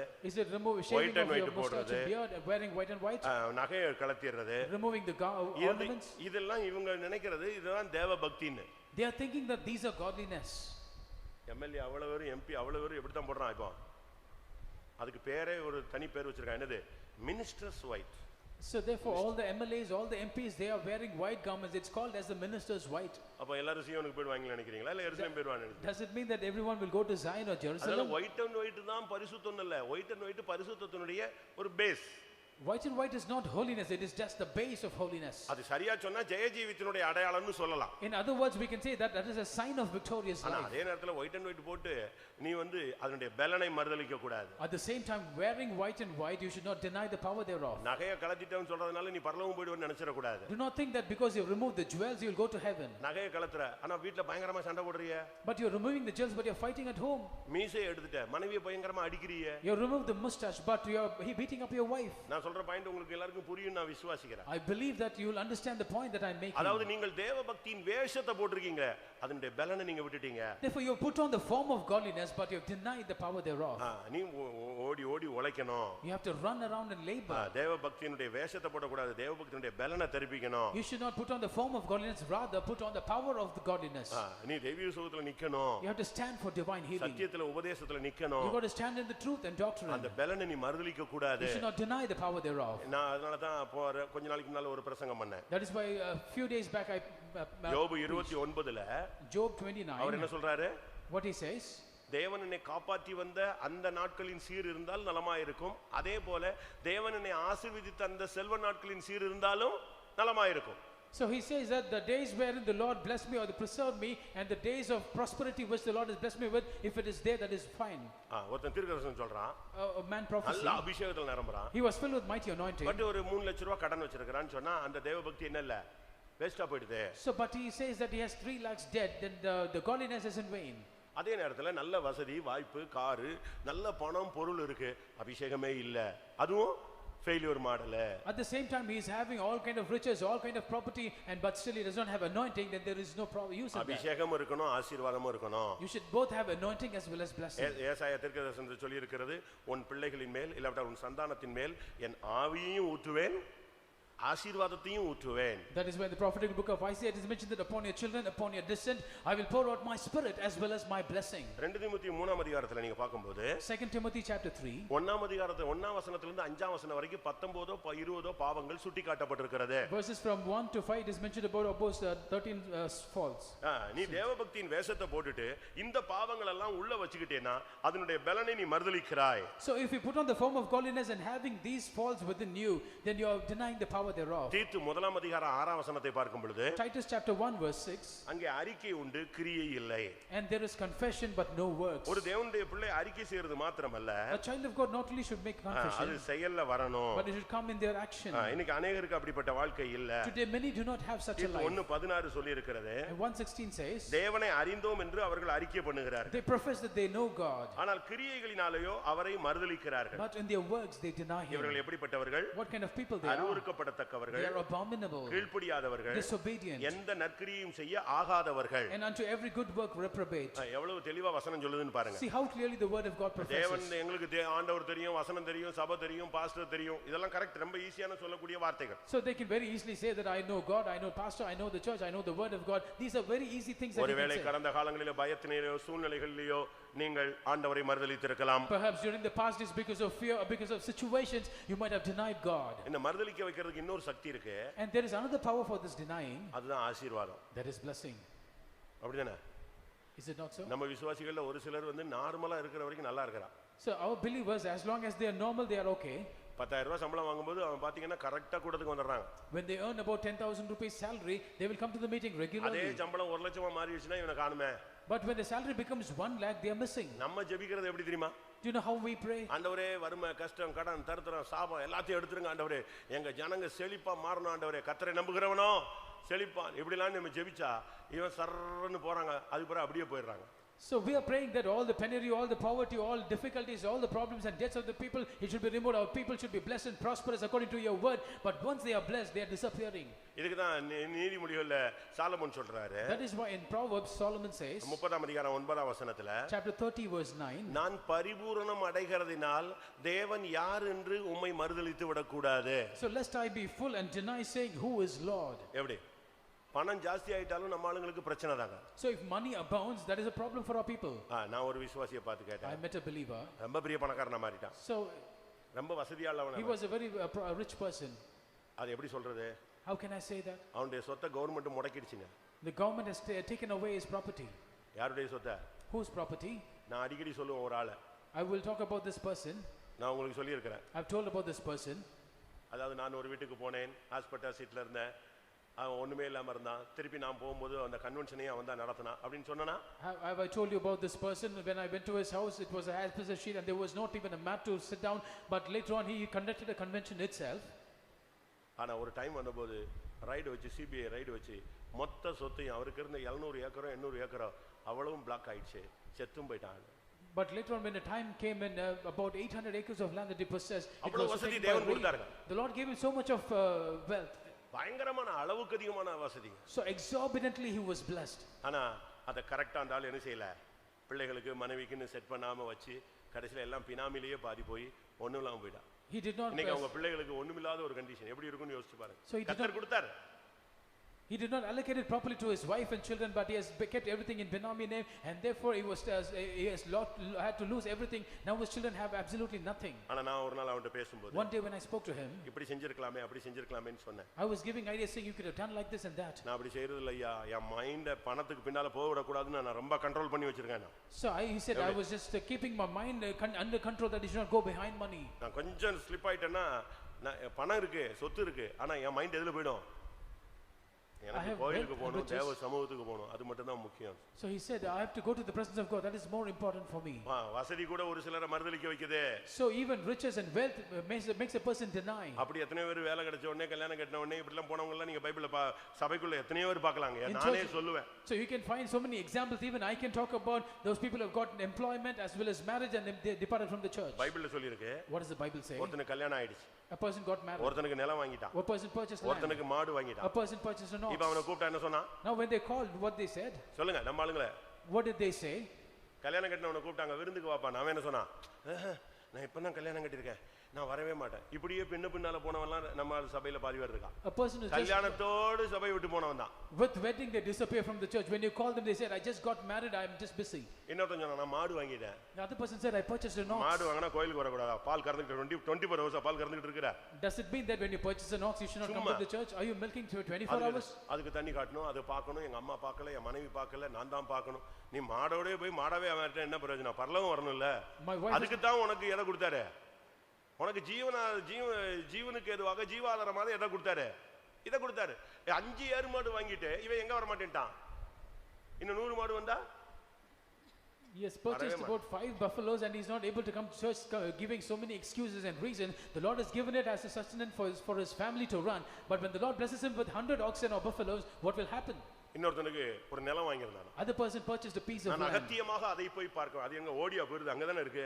So will the land run away? I have to urgently go and visit the land. தேவ சமூகத்துக்கு முக்கியத்துவம் கொடுக்காம மறுதலிக்காத.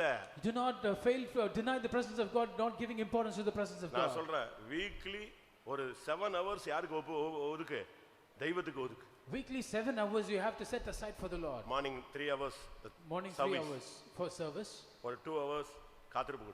2 hours for the tarrying meeting. 2 hours Bible study. 2 hours for the Bible study. இந்த மூணையும் நீ கரெக்ட்டா பண்ணு. You have to do it properly. இந்த ஒவ்வொண்ணுக்குள்ளேயும் ஒவ்வொரு கண்டென்ட் இருக்கு. Because each and every one has different content. ஒவ்வொன்னுக்குள்ளேயும் ஒவ்வொரு ஜீவன் இருக்கு. அத தான் நான் சொல்ல வரேன். So in each and every meeting there is separate life. சபை கூடுதலை விட்டு விடுகிறவன் சபிக்கப்பட்டவன். He that forsaketh the assembling of the church is cursed. அப்ப சபை கூடுதலுக்கு வந்துட்டா எது போயிடுது உன்னை விட்டு? Therefore சாபம் போயிடுது. when you come to the assembling of the church, curse is automatically gone away. Okay, கர்த்தருடைய ஆவி எங்க உண்டு அங்கே விடுதலை உண்டு. For where the Spirit of God, there is liberty. அப்ப காத்திருப்பு கூட்டத்துக்கு வந்தா உனக்கு என்ன கிடைச்சிருது? விடுதலை கிடைச்சிருது. When you come to a tarrying meeting, you get deliverance. சத்தியத்தை அறிவீர்கள், சத்தியம் உங்களை விடுதலையாக்கும். அப்ப சத்தியத்தை அறியும் பொழுது ஜீவியத்துல உனக்கு விடுதலை கிடைச்சிருது. He shall know the truth and the truth shall set you free. Therefore when you come and know the truth, there is deliverance. Brothers prayer போ. You go to brother's prayer. அப்ப அதுல என்ன இருக்கு? What is there? சொல்லுங்க. சகோதரர் ஒருமித்து வாசம் பண்ணுவது எத்தனை நன்மையும் எத்தனை இன்பமானது. So how goodly and pleasant it is for brethren to dwell together in unity. Go to fasting prayers. அங்க போனா நீ என்ன நடக்கும்? If you go there, what happens? இந்த பிசாசு, இந்த ஜாதி பிசாசு எதனால தான் போகும்? உபவாசத்திலும் ஜெபத்திலும் தான் வெளிய போகும். This kind of devil does not go out except for prayer and fasting. 4 மணி ஜெபத்துக்கு போ. So you go to 4 o'clock. அதிகாலையில் என்னை தேடுகிறவன் என்னை கண்டடைவான், காலைதோறும் அவருடைய கிருபைகள் புதிதா இருக்கிறது. He that seeketh early in the morning shall find me. Every morning his grace is new. Night 1 மணி நேரம் ஜெபம் பண்ணு. You pray 1 hour for the night times. இயேசுவோடு 1 மணி நேரம் விழித்திருக்க கூடாதா? Can't you not stay awake with Jesus for 1 hour? சோதனைக்கு உட்படாதபடி 1 மணி நேரம் என்னோடு கூட ஜெபம் பண்ணுங்கள். Watch and pray for 1 hour that you enter not into temptation. அப்ப ஒவ்வொரு ஜெபத்திலும் என்ன இருக்கு? Therefore in each and every prayer ஒவ்வொரு ஜீவன் இருக்கு. there is different life. அத தான் நீ கரெக்ட்டா பண்ணணும். That is what you have to do regularly. நீ ஒண்ணுமே பண்ணாம Sunday morning service only. So if you do not do anything but you come only for Sunday morning service, அப்ப ஒன்னையும் கொண்டு போய் பரலோகத்துல ஒரு நாள் விட்டுட்டு 6 நாள் நரகத்துல விட்டா ஒத்துக்குவியா? so if they take you to heaven and leave for 1 day and the rest 6 days they put you into hell, will it be okay? அப்படிதானே? Is it not so? தவறு. It's wrong. தேவனுக்கு அந்த டைத்தை நீ கொடுங்க. You got to offer the time to God. அந்த தேவனுக்கு அந்த டைமை கொடுக்கும் பொழுது தேவன் உனக்கு டைம் தருவார். When you give the time to God, God will give his time to you. அதனால தான் வேதம் சொல்லுகிறது. That is what the Bible says. அவர்களுக்கு கிரியை உண்டு. பரிபூரணம் அடையறதுனால ஒரு சிலர் என்ன செய்றாங்க? தேவனை மறுதலிக்கிறார்கள். And therefore they have their work and therefore certain people deny God for this purpose. உபாகமம் 28:47ல பாக்கும்போது Deuteronomy 28:47 அங்க சொல்லி இருக்கிறது. it is mentioned நீ there. பரிபூரணம் அடைந்திருக்கும் பொழுது So when you are in fullness, நீ தேவனை துதித்து மகிழ்ச்சியோடும் களிப்போடும் நீ அவரை சேவிக்கணும். இல்ல உனக்கு அது வியாதியா மாறும். so you have to praise God and with joy and gladness you have to worship God, otherwise it will become a sickness. உபாகமம் 28:47-48. Deuteronomy 28:47 and 48. சகலமும் பரிபூரணமாய் இருக்கையில் நீ மன மகிழ்ச்சியோடும் களிப்போடும் உன் தேவனாகிய கர்த்தரை சேவியாமற் போனது நிமித்தம் சகலமும் குறைவுபட்டு பட்டினியோடும் தாகத்தோடும் நிர்வாணத்தோடும் கர்த்தர் உனக்கு விரோதமாய் அனுப்பும் சத்துருக்களை சேவிப்பாய். அவர்கள் உன்னை அழித்து தீரும் மட்டும் இருப்பு நுகத்தடியை உன் கழுத்தின் மேல் போடுவார்கள். எவ்வளவு நிர்பந்தமான ஒரு நிலவரத்துக்கு தள்ளப்படுகிறாய். So what a miserable condition you are pushed into. அதனால கர்த்தர் இன்னைக்கு உன்னோடு பேசுவது. Therefore the Lord is speaking to you. உனக்கு கொஞ்சம் பலன் இருக்கோ அதிக பலன் இருக்கோ மறுதலியாதே. So whether you have little strength or more strength, that's not a problem. நீ மறுதலியாமல் இருந்தால் if you deny not, உனக்கு திறந்த வாசல் உண்டு. and the open gate is before உனக்கு you, ஜனத்தை தருவேன். and I will give you people. உன்னை சோதனைக்கு தப்புவிப்பேன். I will cause you to escape temptation. உனக்கு ஒரு கிரீடம் உண்டு. There is a crown for நான் you. உன்னை தூணாக்குவேன். I will make you a pillar. என்னுடைய நாமத்தை நான் உன்மேல் எழுதுவேன். So I will write my name upon you. இதுதான் யாருக்கு கொடுக்கப்பட்ட வாக்குத்தத்தம்? And this is the promise given to whom? மறுதலியாமல் இருக்கிறவனுக்கு தேவன் கொடுக்கிற வாக்குத்தத்தம். This is the promise which God gives to them that deny அதை நீங்க not. சரியான விதத்துல விளங்கிக் கொள்ளணும். You have to understand this properly. உனக்கு கொஞ்சம் பலன் இருந்தும் நீ என்னுடைய நாமத்தை மறுதலியாமல், So because you had little strength, yet you did not deny my நீ name. உன்னை காத்துக்கொண்டபடினா Because you have kept, நான் உனக்கு திறந்த வாசலை வைக்கிறேன். I place before you an open door. சத்துருக்களின் பிடியில் இருக்கிற சாத்தானுடைய கூட்டத்தில் இருக்கிற ஜனங்களை நான் உனக்கு தருவேன். So I will give you the people who are in the hands of the clutches of the devil and enemies. பூச்சக்கரத்தில் உள்ள மனிதர்களுக்கு வருகிற சோதனையிலிருந்து நான் உன்னை தப்புவிப்பேன். So I will cause you to escape the temptation which will come upon the world. உனக்கு ஒரு கிரீடம் இருக்கிறது. You have a crown. உன்னை என் ஆலயத்திலே தூணாக மாற்றுவேன். I will make you a pillar in my temple. என்னுடைய நாமத்தை, தேவனுடைய நாமத்தை நான் உன்மேல் எழுதுவேன். I will write my name, the name of God, on you. எல்லாரும் கண்களை மூடுவோம். So let us all close our eyes. இன்றைக்கு நீங்கள் மறுபடியும் அவரை நேசியுங்கள். Today you love God once again. மறுதலித்து போன பேதுரு மறுபடியும் அவரை நேசிக்க ஆரம்பித்தான். Peter, who denied and left God, he once again started loving உன் him. சகோதரனை நேசி. You love your brethren. நீ அவருடைய நாமத்தை மறுதலியாமல் வசனத்தை கைக்கொள். So you do not deny his name but keep his word. எல்லாரும் கண்களை மூடுவோம். Let us all close our eyes. 3 தரம் மறுதலித்த உடனே 3 times after denying, அந்த சேவல் கூவினது. and the crow crew, அவனுக்கு உடனே வெளியே வந்துட்டாங்க. immediately he came out. அந்த மறுதலிக்கிற பிரசன்ஸை விட்டு வெளியே ஓடியே வந்துட்டான். He ran out of the presence which denied. எந்த சூழ்நிலையில அவனுக்கு அந்த மறுதலிப்பு நடந்ததோ பைபிள் சொல்லுகிறது அந்த இடத்தை விட்டு வெளியே ஓடி வந்தான். So the Bible says that in whichever situation he would deny, he ran out of that place. இங்க போனா அந்த பொண்ணு வர்றா. So if you go to this place, இங்க வந்த போர்ச்சேவகன் வர்றான். in this place another soldier, இன்னொருத்தன் வந்து சொல்றான். and there was another இப்படி person. எங்க போனாலும் அவனை மறுதலிக்கிறதுக்கு அந்த கிளைமேட் அப்படிதான் மாறுது. The scenario in such a situation, wherever he goes, there he has to deny. அந்த சேவல் கூன உடனே But when the cock crew, பேதுரு அங்கிருந்து வெளியே ஓடி வந்து மறுதலித்த நிமித்தம் அவன் மனங்கசந்து அழுதான். Peter ran out of that place, and because he denied, he cried bitterly. இதுதான் இயேசு அவனை தேடி வர வைத்த அனுபவம். So this is the experience of him making Jesus. எல்லாரும் கண்களை மூடி முழங்கால் படிடுவோம். Let us all close our eyes and ஒருவேளை உங்களுடைய நம்முடைய வாழ்க்கையில கடந்த காலங்களிலே பல சூழ்நிலைகளிலே நாம் தேவனை, வசனத்தை, சபையை, சத்தியத்தை, உபதேசத்தை, கிருபையை, அபிஷேகத்தை பல விதங்களிலே நாம் மறுதலித்திருக்கலாம். So perhaps in our life, due to situations, due to fear, because of so many things, truth, doctrine, the word of God and the work of God, the faith of God, we might have denied due to various reasons. உன்னுடைய வெளியரங்கமான இல்லாவிட்டால் உன்னுடைய மறைமுகமான ஒவ்வொரு தோல்வியினுடைய அர்த்தமும் மறுதலித்தல். So the meaning of every failure, either outwardly or inwardly, the reason is denial. எத்தனை பேர் அதை ஒத்துக்கொள்றீங்க? How many of you agree this? ஒவ்வொரு தோல்வியும், ஒவ்வொரு பாவமும், ஒவ்வொரு மீறுதலும் தேவனை மறுதலித்ததனுடைய அடையாளங்கள். So every failure, every sin, every transgression is a sign of denying God. நான் எனக்கு ஏவுதல் என்ன கிடைக்கும் தெரியுமா? So do you know what I get? 3 தரம் மறுதலித்த உடனே யாரு கூவுனது? So 3 times after denial, who grew?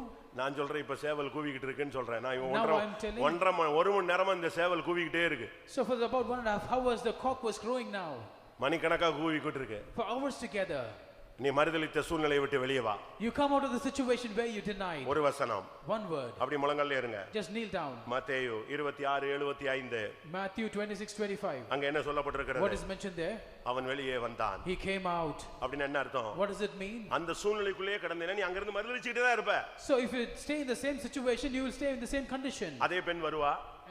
அதே பெண் வருவாள். The same damsel will நீ come. அவனோடு இருந்தாய். And you are with him. இன்னொருத்தன் வருவான், நீ இவனோடு இருந்தாய். Another person will come and say you are with him. இன்னொருத்தன் வருவான், உன் பேச்சு அப்படியே இருக்குது. Another person will say your language is நீ similar. அதுல இருக்கிற வரைக்கும் மறுதலித்து நீ அதிலேயே அழிந்து போய்டுவாய். As long as you stay in the same place, you will keep on denying and you will die and perish. இப்ப வேதம் என்ன சொல்கிறது? But now what the word of God say? அப்பொழுது பேதுரு சேவல் கூவுகிறதற்கு முன்னே நீ என்னை 3 தரம் மறுதலிப்பாய் என்று இயேசு தன்னிடத்தில் சொன்ன வசனத்தை நினைத்துக்கொண்டு வெளியே போய் மனங்கசந்து அழுதான். எங்க இருந்து வெளியே வந்துட்டான்? So where he has come? மறுதலிக்கிற சூழ்நிலையிலே அந்த இடத்தை, அந்த சர்க்கம்ஸ்டான்சஸ் விட்டு வெளியே வந்துட்டான். So he came out of the environment from where he denied God. அந்த இடத்துல நீ இருக்கிற வரைக்கும் மறுதலிச்சிட்டு தான் இருப்ப. As long as you stay in that place, you will keep on denying. விடு அந்த ஃப்ரெண்ட்ஷிப்பை விடு. You leave the friendship. நீ ஒரு இடத்துல மீட் பண்றியே, அந்த இடத்தை இனிமே அந்த இடத்துக்கு போகாத. The place where you meet, do not go to the place again. தேவ சித்தமில்லாத இடத்துல நீ நிக்கும் பொழுதும், தேவ சித்தமில்லாத இடத்தோடு நீ மனிதர்களோடு சேரும் பொழுது, தேவ சித்தமில்லாத இடங்கள்ல நீ உட்காரும் பொழுதுதான் இந்த மறுதலித்தல் வருகிறது. The place where which is not the will of God, where you stand, where you sit and where you meet people, that is where the denial comes. நீ மறுதலிக்கிற அந்த சூழ்நிலையை விட்டு வெளியே வா. You come out of the situation whereby you deny. இன்னைக்கு தேவனுடைய சமூகத்துல அழு. Today you cry in the presence of God. ஆண்டவரே, நான் உம்மை மறுதலித்து விட்டேன். Lord, I had denied you. உம்மை சபித்து விட்டேன். Lord, I cursed you. உங்களை தெரியாதுன்னு நான் சத்தியம் பண்ணிட்டேன் ஆண்டவரே. Lord, I swear saying I do not know you. எவ்வளவு பெரிய துரோகம். What a treachery. ஒரு பச்சை துரோகியா நான் மாறி போயிட்டேன். Lord, I become a traitor, Lord. என்ன நீ மன்னியும் கேளு. Please pardon me, you ask me. இனிமேல் நான் உம்மை நேசிப்பேன் சொல்லு. You say going forward I will love you. இன்னைக்கு இந்த வசனத்தை நீ இந்த கேட்டுக்கொண்டிருக்கும் பொழுது, today as you hearken to these words, உனக்கு கொஞ்சம் பலனை கர்த்தர் தர போகிறார். the Lord is going to give you a little strength. அந்த கொஞ்சம் பலன் கூட இல்லாதனால தான் நீ மறுதலிச்சிட்ட. And because you didn't have the little strength also you denied. இனிமேல் going நீ forward, ஒருபோதும் மறுதலியாத இருக்கிற அந்த கொஞ்சம் பலன் இப்போ இந்த அபிஷேகத்துல உனக்குள்ள வரப்போகுது. by now this anointing, a little strength is going to come into you whereby you will never deny again. நான் ஒரு கேள்வி கேட்கிறேன். I'll ask you a question. ஆண்டவர் அந்த கொஞ்சம் பலன் அந்த பிலதெல்பியா சபைக்கு கொடுத்த அந்த கொஞ்சம் பலனை இன்னைக்கு எனக்கு தந்தா, நான் சாகிற வரைக்கும் இனிமேல் தெய்வத்தை மறுதலிக்க மாட்டேன்னு சொல்றவங்க உங்களுடைய கைகளை உயர்த்துங்க. And those who say that the Lord, the little strength which the Lord had given to Philadelphia, if he would give it today to me until the death, until my last strength, I will not deny God. Please raise your hands. அந்த Philadelphia சபைங்கிறது ஒரு மனிதன் அல்ல. The Philadelphia church is not one person. அங்க ஒரு பெரும் கூட்டம் ஜனங்கள் இருந்தார்கள். There was a large multitude of people. அந்த எல்லா ஜனத்துக்கும் அந்த கொஞ்சம் பலன் இருந்தது. But all the people had the little strength. அந்த கொஞ்சம் பலத்திலேயும் கர்த்தரை மறுதலிக்காம நின்றார்கள். And with the little strength they stood firm for God, not denying him. ஆண்டவரே, Lord, அந்த பிலதெல்பியா சபைக்கு கொடுத்த அந்த கொஞ்சம் பலனை எங்க குணவட்ட சபைக்கு கொடுங்க ஆண்டவரே. Lord, the little strength which you gave to Philadelphia church, please give it to our Konavatam church. எனக்கு தாங்க ஆண்டவரே. Lord, please give it to me. என் மனைவிக்கு, என் புருஷனுக்கு, என் பிள்ளைகளுக்கு தாங்க ஆண்டவரே. Give to my wife, my husband, my children, Lord. அந்த கொஞ்சம் பலனை எங்க ஊழியக்காரங்களுக்கு தாங்க. Lord, give the little strength to our workers. எங்க சபையில வர்ற புதிய ஆத்துமாக்களுக்கு தாங்க. Give that to our new souls to our church. எங்க சபையில உள்ள வாலிப பையங்களுக்கு பிள்ளைகளுக்கு தாங்க. Give that little strength to our young brothers and sisters in the church. பின்மாற்றத்திலும் தோற்று போயும் விரக்தி அடைந்து கிடக்கிற என் சபை ஜனங்கள் ஜனங்களுக்கு இந்த கொஞ்ச பலனை தாங்க.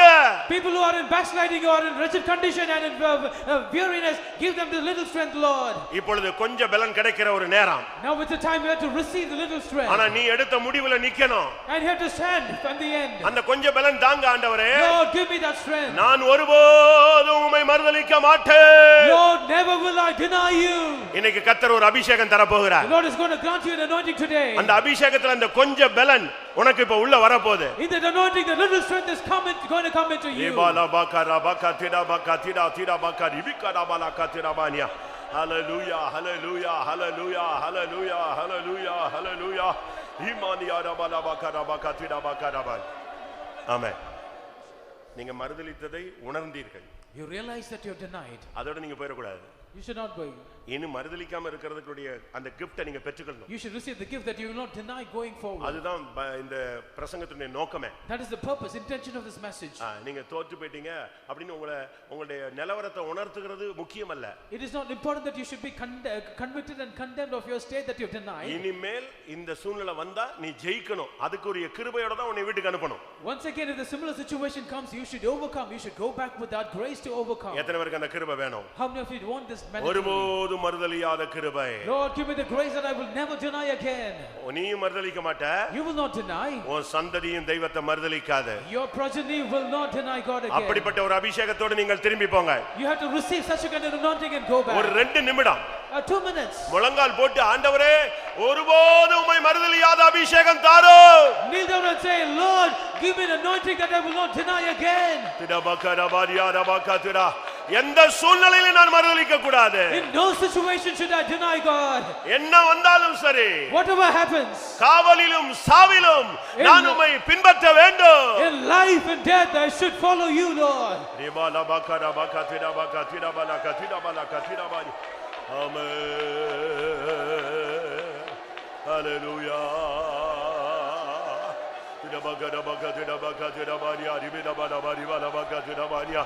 Hallelujah, hallelujah, hallelujah, hallelujah, hallelujah, hallelujah, hallelujah, hallelujah.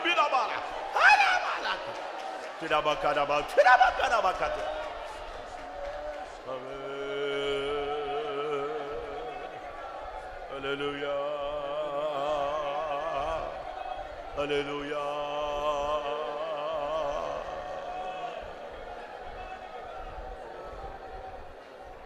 Hallelujah, hallelujah, hallelujah. Amen, amen, amen, amen, amen, amen.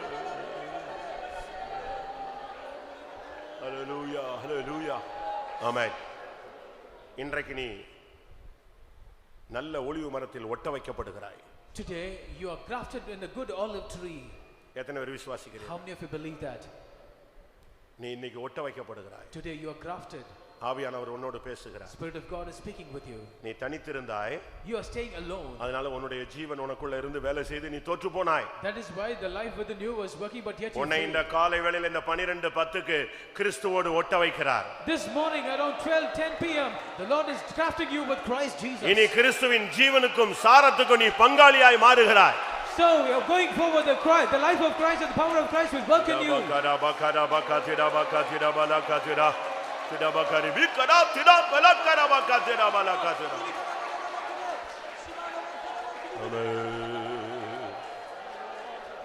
Hallelujah. நானல்ல நீரே தெரிந்தெடுத்தீரே என்னையும் உந்தன் அன்பினால். நானல்ல நீரே தெரிந்தெடுத்தீரே என்னையும் உந்தன் அன்பினால். பிரிக்க இயலாது யாது ஒன்றினாலுமே இவந்திலிருந்து மேசுவே. பிரிக்க இயலாது யாது ஒன்றினாலுமே இவந்திலிருந்து மேசுவே. நானல்ல நீரே தெரிந்தெடுத்தீரே என்னையும் உந்தன் அன்பினால். நானல்ல நீரே தெரிந்தெடுத்தீரே என்னையும் உந்தன் அன்பினால். இருக்க இயலாது யாது ஒன்றினாலுமே இவன் மேல் என்றும் இயேசுவே. இருக்க இயலாது யாது ஒன்றினாலுமே இவன் மேல் என்றும் இயேசுவே. இருக்க இயலாது யாது ஒன்றினாலுமே இவன் மேல் என்றும் இயேசுவே. இருக்க இயலாதியாதுண்டினாலுமே இவன் மேல் என்று பேசுவே பிரிக்க இயலாதியாதுண்டினாலுமே இவன் மேல் என்று பேசுவே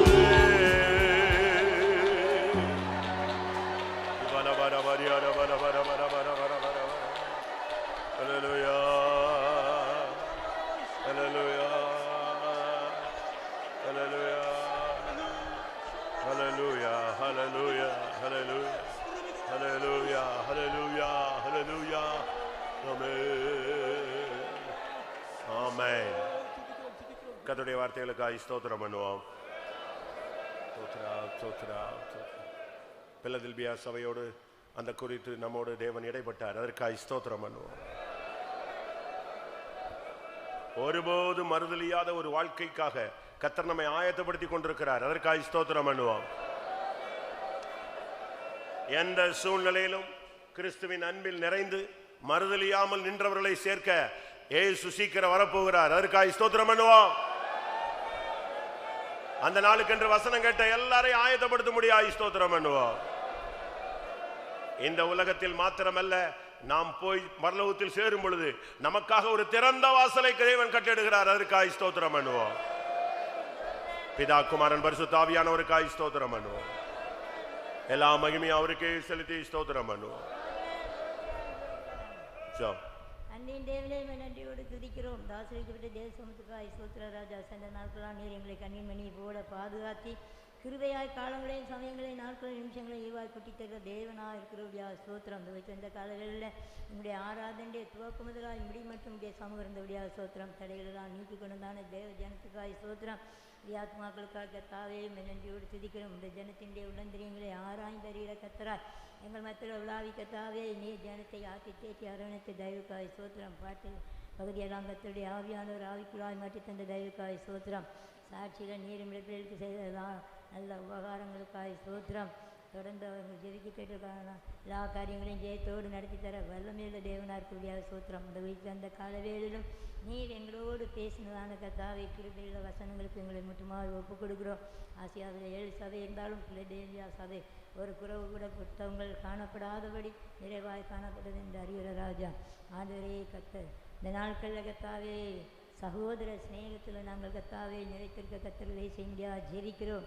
தேவன்பினால் நிறைந்து இந்த ஊழியத்தையும் ஜீவத்தையும் செய்ய நீர் எங்களுக்கும் எங்களுடைய ஜனத்துக்கும் உதவி செய்ய முடியாது ஜெபிக்கிறோம். எங்கள் அன்பு மாயமற்றதாய் காணப்பட கத்தர் உதவி செய்ய முடியாது ஜெபிக்கிறோம். இந்த அன்பு வாடாது அழியாது மாசற்றதாக இருக்கிறது கத்தாவை எம்மை போல மாறும்படியாக அழைக்கப்பட்ட நாங்களும் கூட அந்த அன்பின் பரிவனத்துக்கு நேராய் வளர கிருபை இரக்கம் பாராட்ட முடியாது ஜெபிக்கிறோம். ஆண்டவரே தாவீதின் திறவுகளை உடையவர்.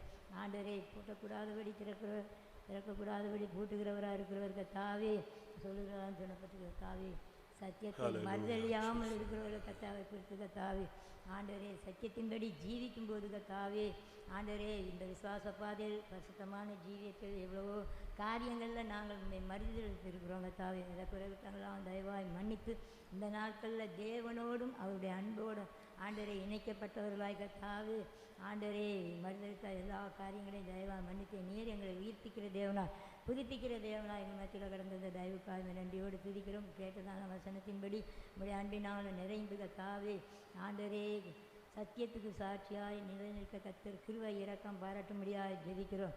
மறுதலியாமல் கத்தாவே கை கொண்டு சத்தியத்தை கை கொள்ளும்போது திறந்த வாசலை வைத்திருக்கிறீர் கத்தாவே. ஆண்டவரை நீர் எங்களுக்கு ஜீவ கிரீடத்தையும் தேவனுடைய ஆலயத்தில் தூணாக்குகிறீர். ஆத்மாக்களை கொள்ளை பொருளாய் தருகிறார் தேவனாக இருக்கிறீர். மகிமையின் தேவன் சீக்கிரமாய் மகிமையில் விடப்போகிறீர். ஆண்டவரை மகிமையிலே வெளிப்படும்போது நாங்களும் எங்களுடைய ஜனங்களும் ஆண்டவரை இப்படிப்பட்டதான கத்தாவை மறுதளிப்பு காணப்படாதபடி சத்தியத்துக்கு சாட்சியும் தூணாதாரமாக உண்மை உத்தவமாக ஜீவித்து வருகைக்கு ஆயத்தப்பட கிரியை செய்ய முடியாது ஜெபிக்கிறோம். தொடர்ந்து நடக்கிறதான ஆம்பூர் பவனி சுவிசேஷ கூட்டங்களெல்லாம் கத்த பொறுப்படுத்தி செய்யும். நடக்கிறான எல்லா ஊழியங்களையும் கத்தருடைய ஆவியானவர் தேவ சித்தத்தின்படி செய்து ஆண்டவரே வருகைக்காய் ஆயத்தப்பட ஒரு ஆயத்தத்தின் வேலையை நீர் எங்கள் ஒவ்வொருவர்களும் செய்ய முடியாது கிருபையுள்ள கரங்களை தாழ்த்தி தருகிறோம். சகல பரிசுத்தங்களுடைய ஆராதனையை பொறுப்படுத்த தயவுக்காய் ஸ்தோத்திரம். நடக்கிறதான ஊழியங்களெல்லாம் கத்த பொறுப்படுத்தி செய்யும். நாமத்தை மயப்படுத்த எல்லா துதிக்கான நீ எடுத்துக்கொள்ளும். இயேசுவின் நாமத்தினால கேட்கிறோம் பிதாவே. ஆமென். നമ്മുടെ കർത്താവായ യേശു ക്രിസ്തു കൃപയും പിതാവാകിയ ദൈവത്തിന്റെ അൻപും പരിശുദ്ധാവിൻ ഐക്യവും നമ്മളുടെ സകല പരിശുദ്ധവാങ്ങളുടെ കർത്താവായ യേശു മഹിമയിലെ വെളിപ്പെടും மட்டும் இருப்பதாக. ஹல்லேலூயா ஹல்லேலூயா ஹல்லேலூயா. ஆமென். கர்த்தர் உங்களை ஆசீர்வதிப்பாராக. சண்டே ஸ்கூல் உண்டு. சரியாக 2 மணிக்கு பஸ் புறப்படும். அனைத்து விசுவாசிகளும் அதை பயன்படுத்தி கொண்டு வாருங்கள். இன்று பவனி கூட்டம், நாளையும் கூட்டம், நாளை மறுநாளும் கூட்டம். ஸ்தோத்திரம்.